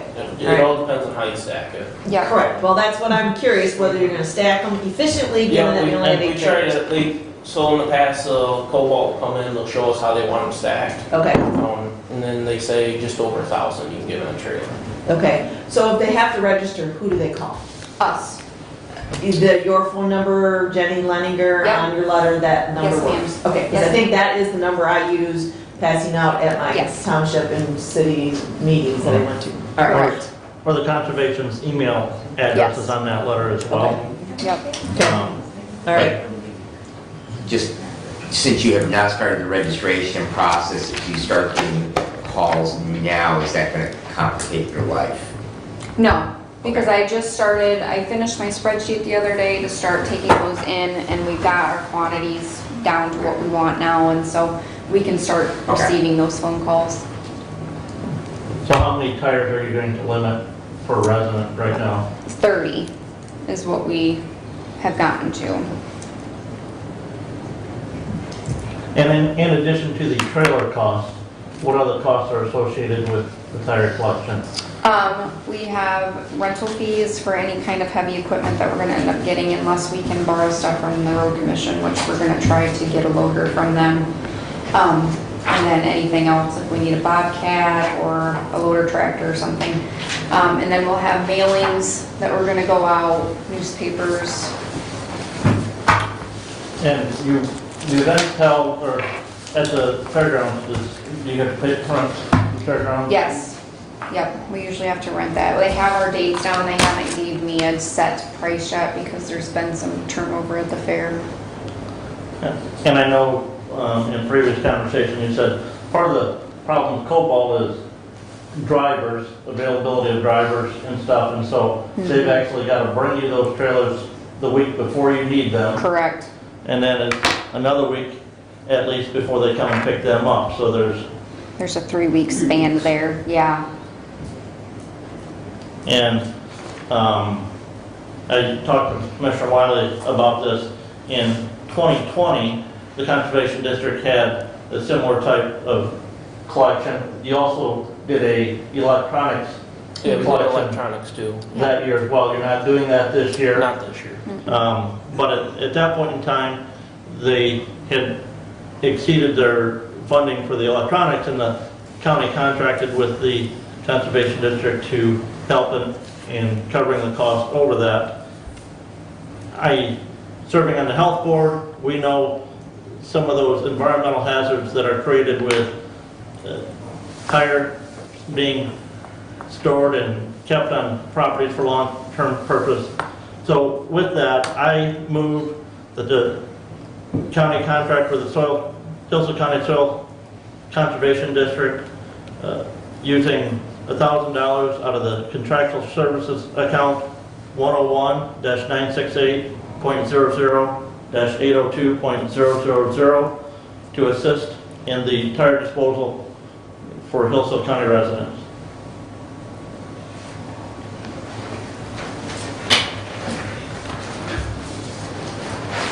Did you get all that? The contractual account is where the money comes from, right? Yes. Thank you, that's all I need. I'll support that. Mr. Chair. I thought they only asked for $200. That is what we asked from the township. In my letter, I stated to you guys that we would ask for any kind of support that you guys would offer us. The And in the 200 past, in 2020. In 2020, they gave $100. Thank you, that was my question. What was the previous amount? I said, serving on the health department, we know some of those things that the health department does and trying to track mosquitoes. used tires stored in the outdoors are very prone to holding water, breeding mosquitoes, having mosquito-borne illnesses. I feel anything we can do to remove as many of those tires from the county as we can, the better off we are in Hillsdale County. The other issue is, in the past, when you have the tire disposal sites that catch fire, one of the main things that's been used to extinguish those fires is a foaming agent. And that foaming agent has now led to PFA contamination of wells over in St. Joseph County and in some areas where they had some of those issues. And so I think what the Conservation District does for the county residents is very vital, and I think we have the resources there in the account to go ahead and expend that amount for the assistance of tire disposal. So how much money is in the contractual services line at this point? We had budgeted $10,000 on that, and so far year to date we'd spent $573. Okay. Remember, so you're right from that email yesterday. I didn't get the email. You didn't get the email from Derek? This is all news to The me. April expenditure report? I got the April expenditure report. I didn't get an email that you were requesting $1,000, which would have been nice. And I don't see the line, can't find the line item. It's the third one from the bottom on that report. Keep going, next page. We spent, Okay. we have $9,440 in that. Oh, you're not getting the second page there. You are. Right, but we don't know, without having had this before this meeting, I had no time to ask questions as to what we expect that to be. So, I'm voting blind. I don't like to vote blind. I know it's only $1,000, but I'm voting blind.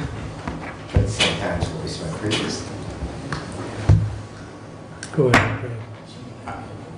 Thank you, Mr. Chair. I would just like to ask, I understand completely the public health issue, and as a former health department board member, I'm just curious if our two representatives of the health department will be asking for a matching contribution of $1,000. I mean, we spend a bunch of money for our membership in the health department already, and we're being told this is a public health issue.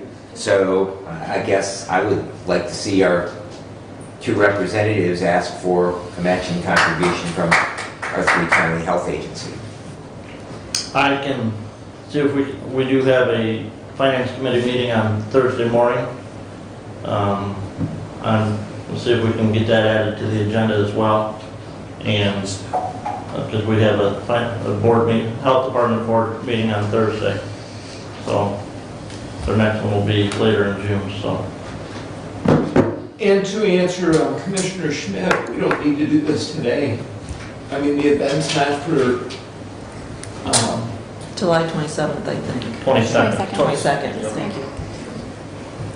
Well, I guess my only comment to that personally would be is trying to line up equipment and other things. They need to know what money they've got to work with. right, the donation letters and requests haven't all been answered yet. Right.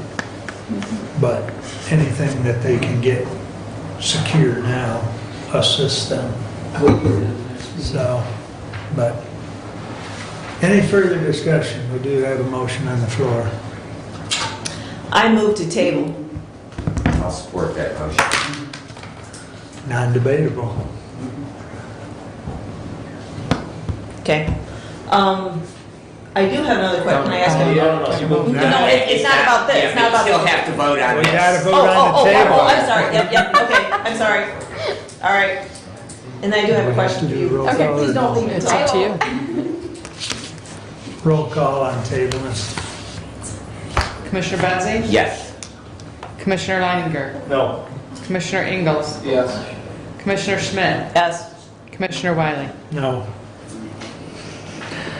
Motion to table passes 3-2. I will allow one more question, My even though we question- tabled the yes. subject. My question is if you're only taking passenger tires, and in the past, when you filled 22 trailers, you took tractor tires and semi-tires, which take up much more space. My question is how many passenger tires have you taken in the past? And will 8 tires be sufficient, or 8 trailers be sufficient? Because that would be 8,000 tires, correct? So out of the 22 trailers, 21 trailers, we only fill about 2 with tractor tires. And 2 trailers? 2 trailers. Okay. Yep, and then we equivalent the tractor tires to 15 passenger tires.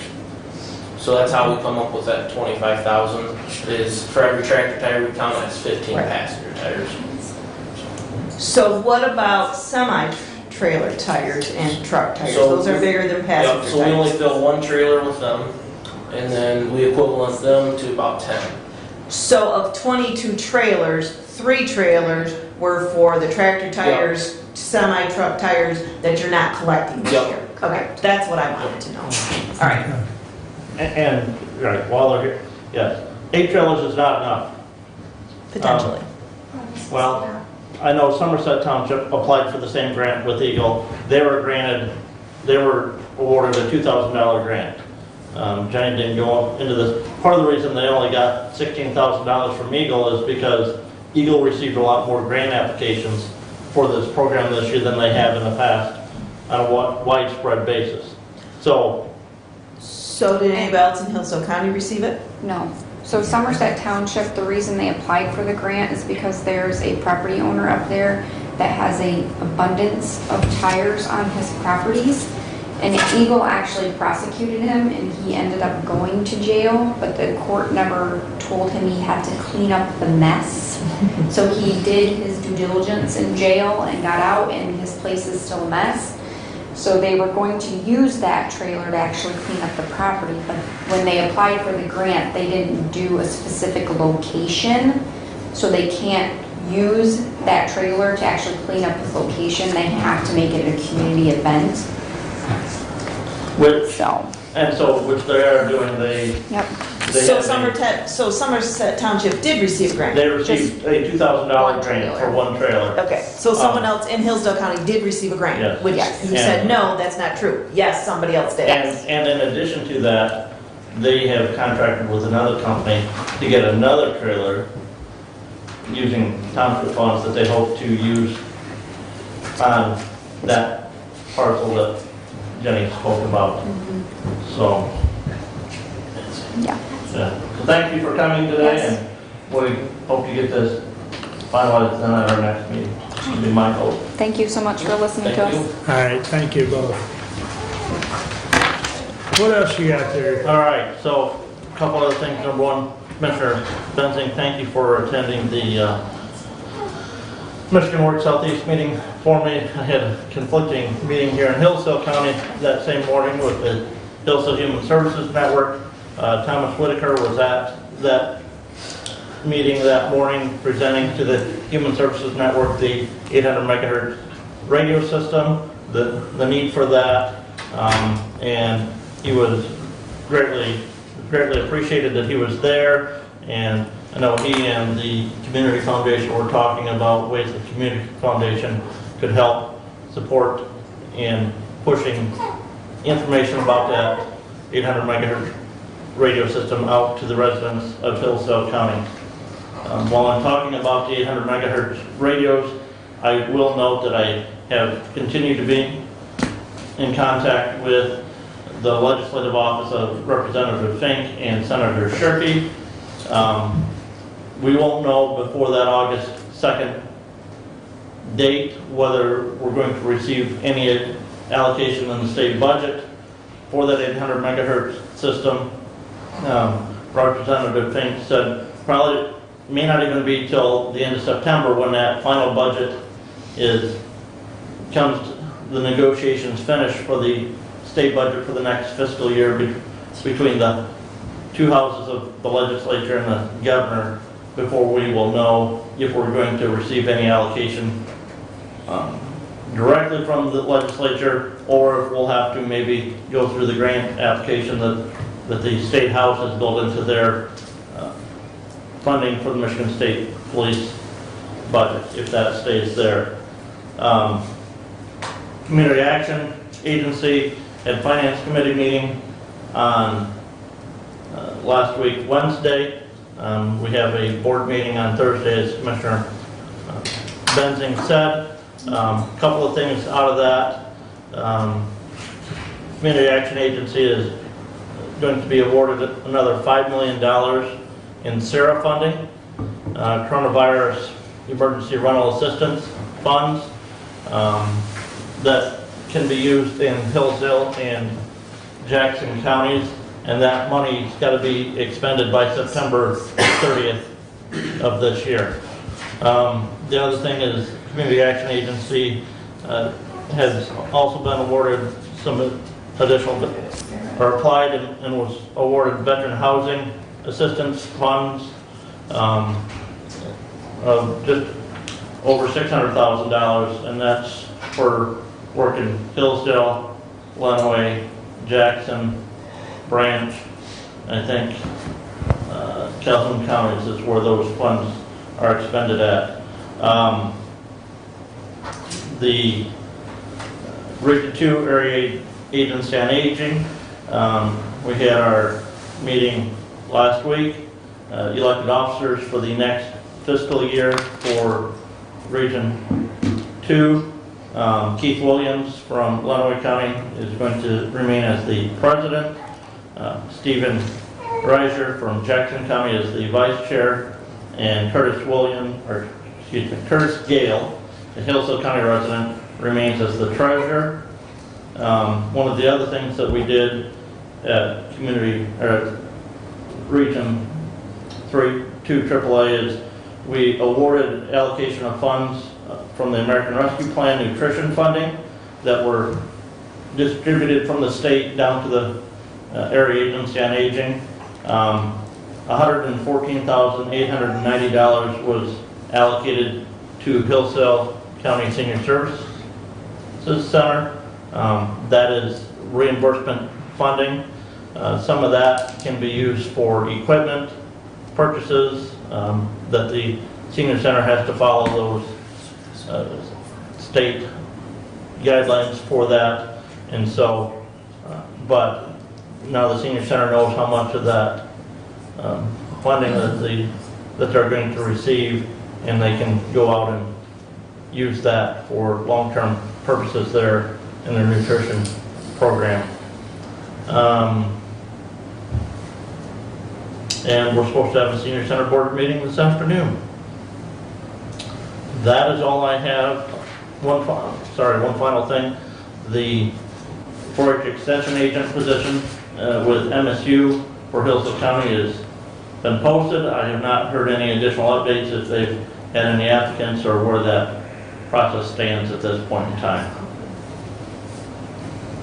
And that is it. Any questions for Brent?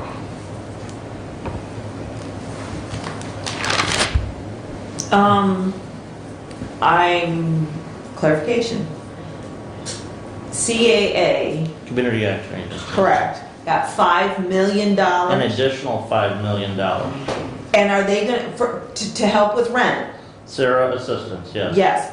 And they're going to be able to spend that by September of 2022? The allocation is for expenditure by September 2022.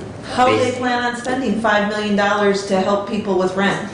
They had $1.5 million previously for Hillsdale County. That was Hillsdale County. Right, for Hillsdale County. And they had a very difficult problem getting applicants, processing.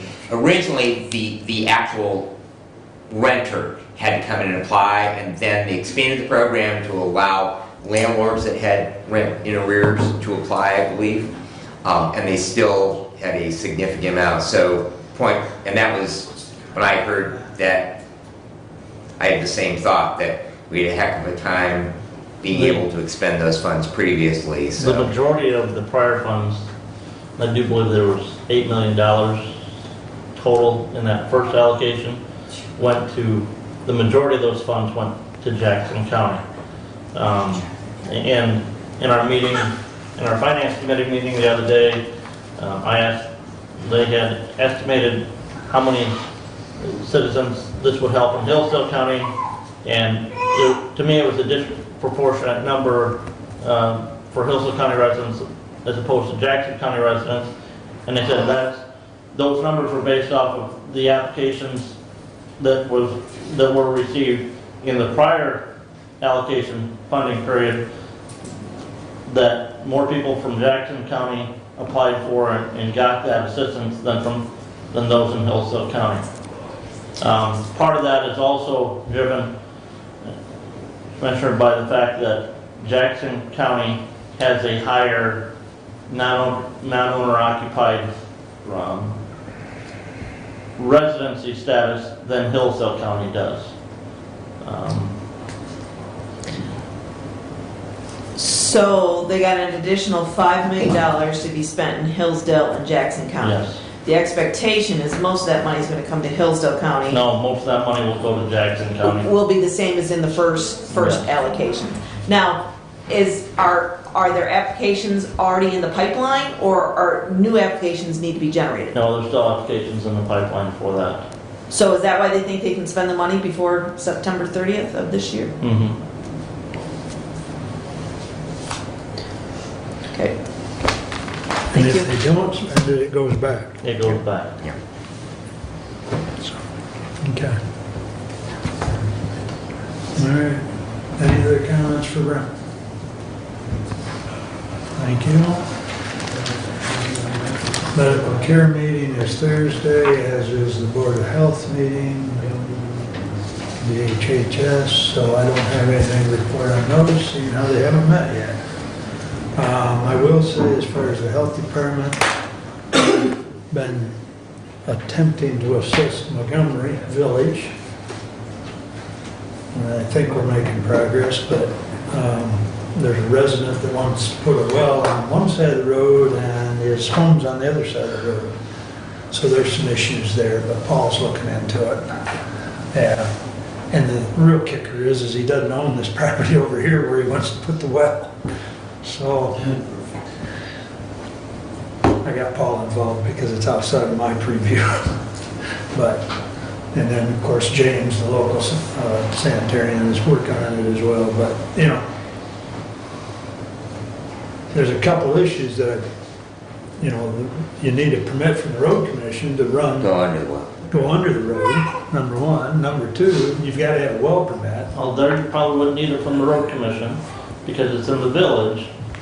That's Right. not Right. managed by the road commission. That's Well, from the village. Yeah. Yeah, and I'm not sure which road right at the moment, because we're still working on the address and et cetera, but Paul's looking into it as well as James. So the village of Montgomery had reached out to me for some assistance because they were at a stymie as to what direction to take.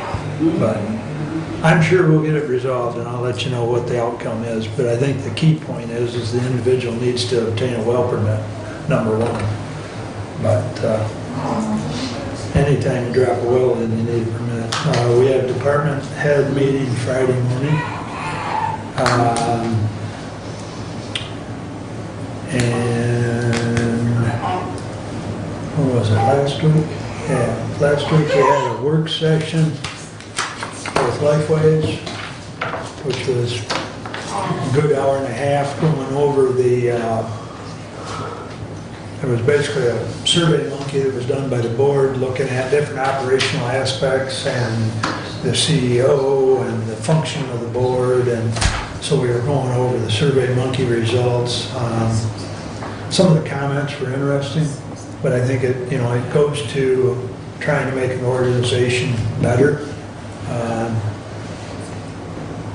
And then of course there is an ad hoc committee which Bruce Caswell chairs on DEI, diversity, equity, and inclusion, which is something that, for any of you that aren't familiar with DEI, it's looking at your organization, looking at how you interact with the community as far as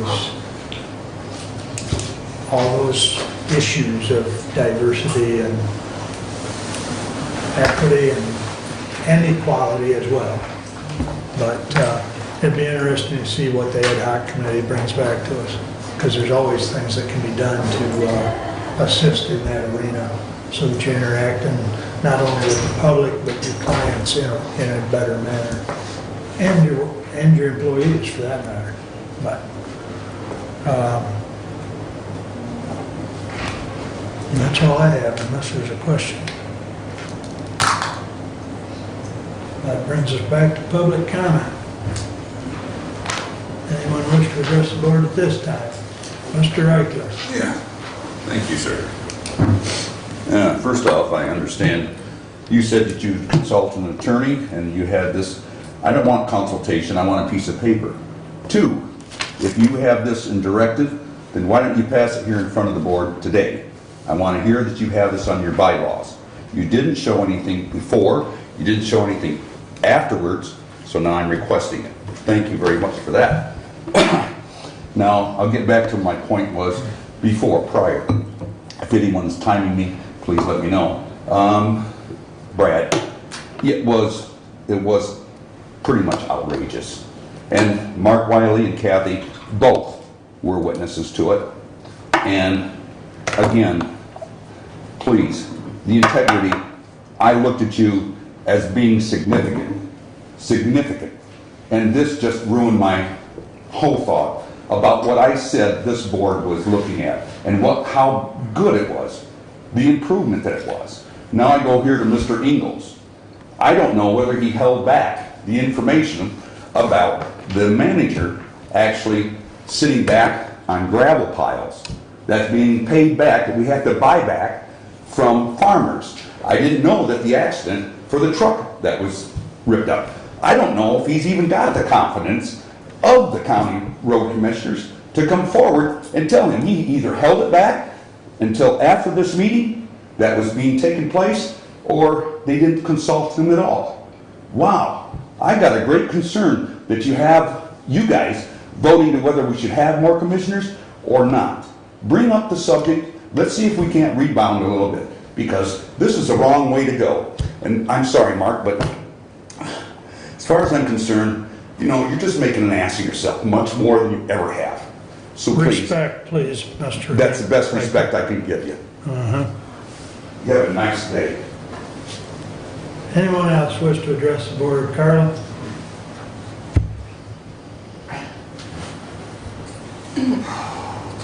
Carla Adams, Ward 4. County commissioners should demonstrate the highest standards of personal integrity, truthfulness, honesty, and fortitude in all their public activities. If you were hiding in that room when there was a confrontation in front, there's no integrity there. Speaking of integrity, I was told that the ARPA grant was exactly like the rest of the grants by Brad Benzing at the Women's Republican meeting. I recorded it. Afterwards, I was so astounded that he was out here bragging about how prices go up in total disregard of why they go up, which is the ARPA money. So let me just read this. This is the actual contract, which I'm not sure if any of you read. U.S. Department of the Treasury Coronavirus State and Local Fiscal Recovery Funds.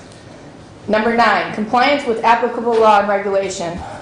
A, recipients agree to comply with the requirements of Section 603 of this Act.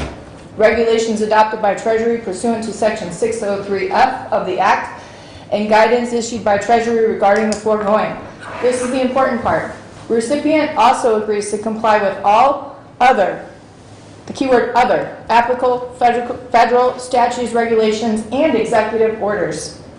And the recipient shall provide for such compliance by other parties and agreements it enters into with other parties relating to this award. So it says about abolishing the government, the preamble of the Constitution. Whenever any form of government becomes destructive to these ends, it is the right of the people to alter or to abolish it. I'm not sure if you believe any of that, but I'm here to tell you the military is the only way. As far as I wanted to know specifically during COVID why nobody had proof that it existed, where the records were, and if I could find them. I FOIA'd Department of Health and Human Services. A full and accurate, complete list of all original records held within your office or under any authority describing the isolation of SARS-CoV-2. How could you lock down the entire country with no proof? Well, it seems that maybe this contract was part of it. So you guys are all in violation of your oath because it says right here we can't seem to find a patent or any data on it being isolated. So we're looking at murder now. And as far as telling Bob to be quiet, you violated the Americans with Disabilities Act. USC 1201. When 12101, he said he had a disability, you failed to acknowledge it. Yeah, you did. You failed to acknowledge it or accept it, so you're going to look at a civil rights case. Why are you shaking your head? You think this is a joke, just like you probably think this is a joke. We're sick of it. Carla, You it's take money, 5 minutes. It's very clear what our rules are as public comment. but the disability law disregards that. I'm sorry to tell you, if you have a brain tumor or multiple brain tumors and you can't allow a man 5 minutes to speak when you're up here tearing our rights up, just wait till you see what's coming. Have a great day. This is public comment, not threat session, if you would This isn't a please. threat. This Yeah. is your constitutional. Anybody else wish to speak during public comment? You want to know what a threat was, you were in the back room and failed to acknowledge it. Gentlemen, sir, your name, please? I'm sorry, my name's Don Hernandez, City of Hillsdale. Yes. This morning, 9 o'clock, I turn on, this because I'm busy. I'm working. And it was probably about half a minute into it, and all of a sudden, my employees are walking over by the YouTube going, look what's going on at the city county room. And I said, well, they must be talking about the roof of the courthouse. So I immediately closed it and says, let's get back to work. Let's do what we're supposed to be doing right now. My understanding is that public comment was supposed to be, the first one was supposed to be specifically for agenda items. Without reading the agenda this morning, which I didn't, I'm not sure if that was being followed or not, so I can't really comment on that. But I think definitely the first public comment, which I believe you had agreed to, was that it was on just agenda items, not for people to come up and, express their views, which is important. That's why we have public comment. And then I believe the second comment, within the time frame, 5 minutes, was specifically, discuss this with the understanding, with the understanding from everyone that we were going to be polite. We can have our own feelings, and I'm sure all the politicians in here and people who are running for office definitely have ideas. I have to admit, I was a little upset, and I started thinking about it. Public comment means to come here to discuss how you feel. It doesn't mean that we have to have cameras rolling. I propose that we shut the cameras off. No. We can, public comment, all that means is that I can come here and tell you I don't like the bottom of your shoes. It does not mean that we turn this into quote unquote, a charade of agendas. I think it's something you consider. It's still legal. There's nothing from stopping me from walking through that door. But it's something that I think that county commissioners consider, even if it's just the last comment where, instead of like the first public comment where it's supposed to be, again, agenda items only. I'm still very interested about what's going on with the roof on the county courthouse. It's a lot of money. We have to make sure it's done right because it's going to be there for 100 years, hopefully. Obviously, the idea of mental health, it's only going to get worse. We're all beginning to realize that in the next 20 years. It's something that we need to consider. It's nothing that people speak up here is a waste of time. It's not like they're wasting any time because they're passionate about it, which is true. But I do think at one point, the cameras just need to go off. There's no reason. We're well within our rights for anybody to be able to walk to that door and say, this is how I feel. But we don't need to make this, for better word, a Jerry Springer show. Thank you. Thank you, John. Anyone else? Kelly? I'm going to back to those so I can get back to the spade and not on. All right, real quick, back to the parks. I want to stop first. I want to thank Mr. Hernandez for his comments. I think he should run for county commissioner. He's got a lot of suggestions. Every meeting he comes to, he just bashes the people that come and give their time. So I think, if he's opportunity knocks, Annie up. All right, back to you guys. We pay $800 on the house out to Lewis Emery Park, and with a $585 security deposit. When you do your taxes every year as a landlord, it gives you like comp rentals. You guys could be getting $1,200 to $1,400 for your house out there, depending on does it have a garage. No, if we're going to have it, and we're going to charge rent. Let's put it where it's at. You're putting $17,000 into it. Let's up that a little bit.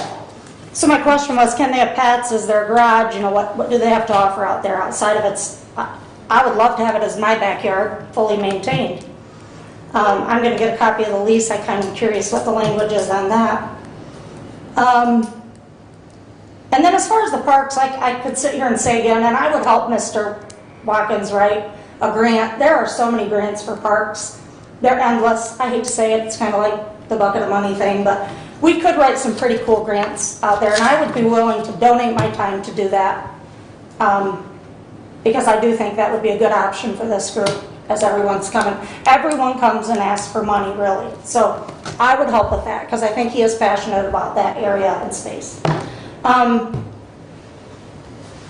One bid on the bathroom, back to the bid policy, it says 3 bids, and if you don't, then I hope to see a statement of why we only got 1 bid. I appreciate you for putting that 3rd bid piece in so we could better understand it. So I printed that, put it with my others because I am kind of watching that. Not to watch it to be nosy, but because it is curious and nice to see the process like that, and I'll put it all together, and I better understood it. So thank you for that. Is the house out at Lewis Emery Park residential or is it under municipality? That's a question I have. My other question is to the board, the rental lease agreement. So MSUE does not pay rent. It says it's excluded on the lease. CAPA pays a small amount of rent. And then the health department pays $1. That's all they pay. And then the Southwest Michigan Works, Southeast Michigan Works, they pay almost like $50,000 roughly a year. So I tried to line all of those up and understand why are we doing what we do. And then I found like a quit claim deed for the health department. I've got to look into that a little more to find out where that fits, and who owns it, etc. I think the question for me is if the county owns it, how much are we charging for rent? Why is one paying $1? Why is one paying $50,000? Why is MSUE excluded from paying rent? Just some of those questions. So as a community member, it's confusing, and I think we can sum it up with, somebody can summarize that for us, then we can better understand why that happens. So when we're getting these materials and we're looking through them, we don't have to question it, we'll just know. Then districting. I want to talk about districting real fast. So Brent spoke of Hillsdale, Lenawee, Jackson. When you look at the district map, that's pretty common for like CAA, Head Start, but it's not for our local health department. So years ago, as I worked for the health department, it was discussed, would the health department follow the districts of this districting change? So I would like to know why we aren't following that for like AAA purposes and other district purposes. If we were an independent health department, would that make it easier? Just a question I have. Thank you. Thank you, Kelly. Thank you. Mark? Good morning. Good morning. Mark Nichols, Adams Township. Didn't come this morning with anything particular, no gripes, no admonitions. And as I was listening to the meeting, I was just thinking what I might comment to you. I want to thank you guys for serving. Brad, you're my representative for coming to meetings, giving good reports. I appreciate it. Brent, I dropped into a place of business the other day. It was late in the day. You heard me. You welcomed me. You even went beyond the issue that I stopped for and gave me some advice and educated me a bit. Appreciate those things. Doug and I have had some kind of personal interactions, but it stemmed from what I had sent to all the board about Davy Crockett. If you haven't read that yet, I encourage you. But Doug was out and about and sent me a couple of pictures that were somewhat applicable, and that's appreciated too. I think you have to be in office to understand the cliche that politics makes odd bedfellows. Sometimes we're eye to eye on stuff, other times we don't see things the same, and we bring our complaints as to our elected officials or our thoughts, and that can get frictional. We all live in the same community. It'd be nice if we could be friends and neighbors, but we don't always see things the same way. Mr. Hernandez, commenting about the videoing. Most of us that are in public office know that's part of the Open Meetings Act, and it's allowed as long as it's orderly. It doesn't disrupt the meeting. And I think it's good because it stems for openness. So I appreciate you guys. We don't always agree. We don't see eye to eye. You guys deal with lots and lots of things. So some we might see eye to eye, others we might be worlds apart on. But thank you for serving. I guess that's all I have to say today. Appreciate that, Mark. Anyone else wish to address the board? Going once. Going twice. All right. Additional business, Fred? Actually, in your district, Commissioner Wiley, but the Village of Montgomery was the sole recipient in Hillsdale County of EMS training grants. They received, I believe, $105,000. So congratulations to them. That will be a nice contribution to their increasing license level of personnel, buying training equipment, things like that for that department down there in the southwest portion of the county. I did want to mention that Dennis McNett, Fire and EMS Chief from Red Waldron, is heading up the committee who is promoting the 800 megahertz radio project. And if anyone would like to have a speaker in regards to that, they will not be advocating vote yes or vote no, just simply educating on what the need is, what the project will be paying for, and if anyone does need a speaker on that project, reach out to Dennis, and if you need contact information, I can get that for you. Okay, thank you. Kathy? I failed to mention in my report that Derek did send out the April expenditure summary late last night. If you have any questions, get back with me. I can address those at the next meeting. It's been brought to my attention that there's a question circulating out there whether I approved hiring of Guidehouse directly, and that is not the case. This whole board did that, and that's to give us guidance. I think it's another instance of misinformation that happens. I know for me in this job,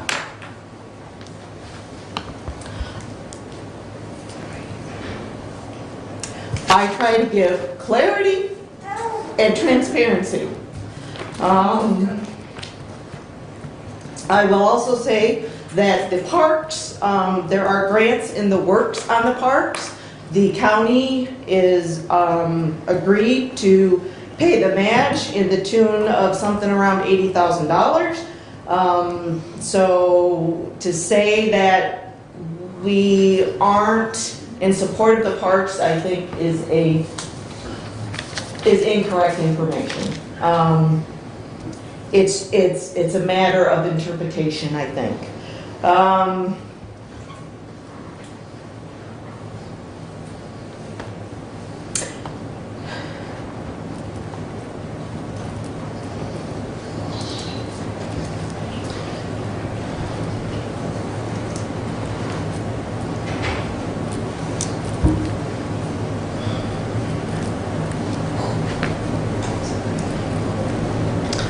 As to comments about raised voices,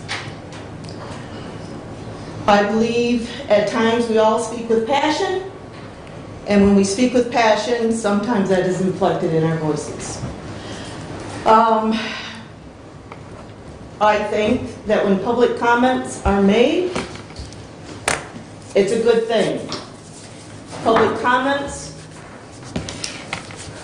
are appreciated when they're done with respect and in pleasant tones. I know sometimes it goes beyond pleasant tones. I would say that's one of my hardest parts of this job, is to listen to some of those public comments which become personal.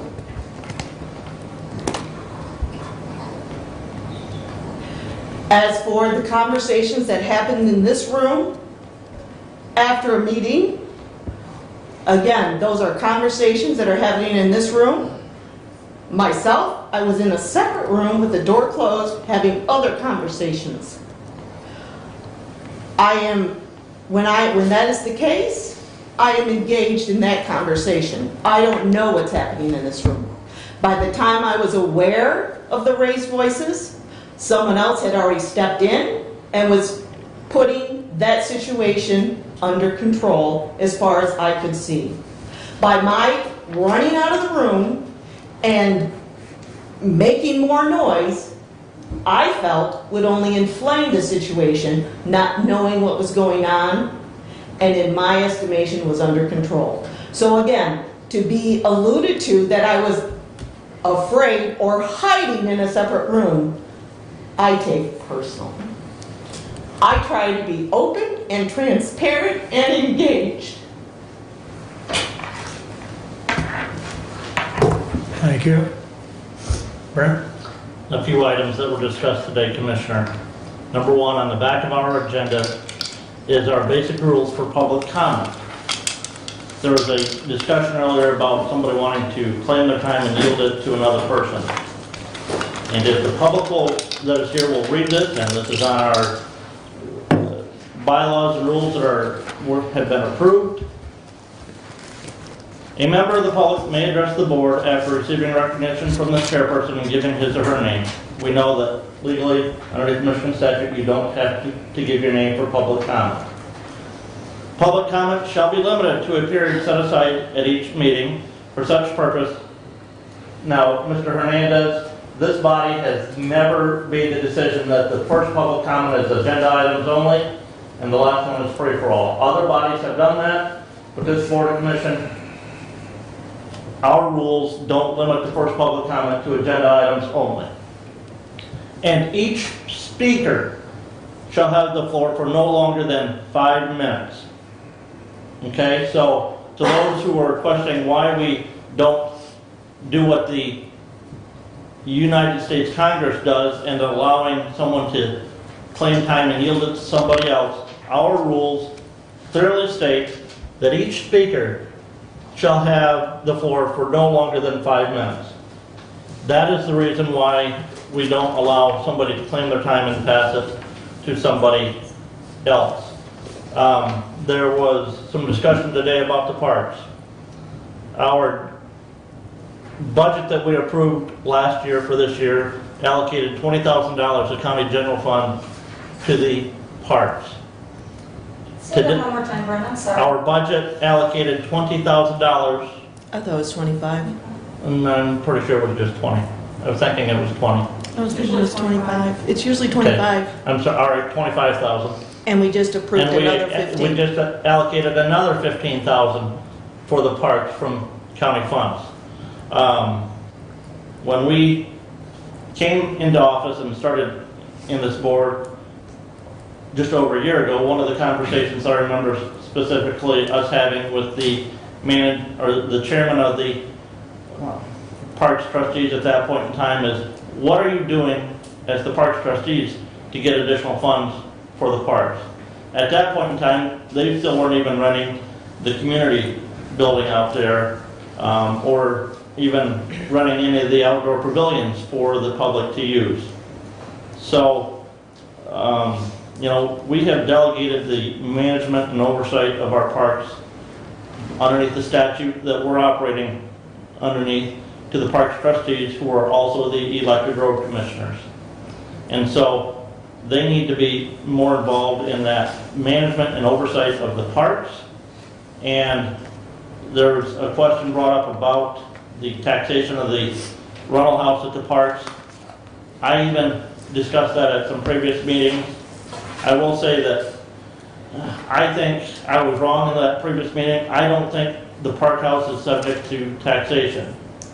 The city of Hillsdale has an industrial park where for many years they rented agricultural ground to a farmer for the production of crops on that.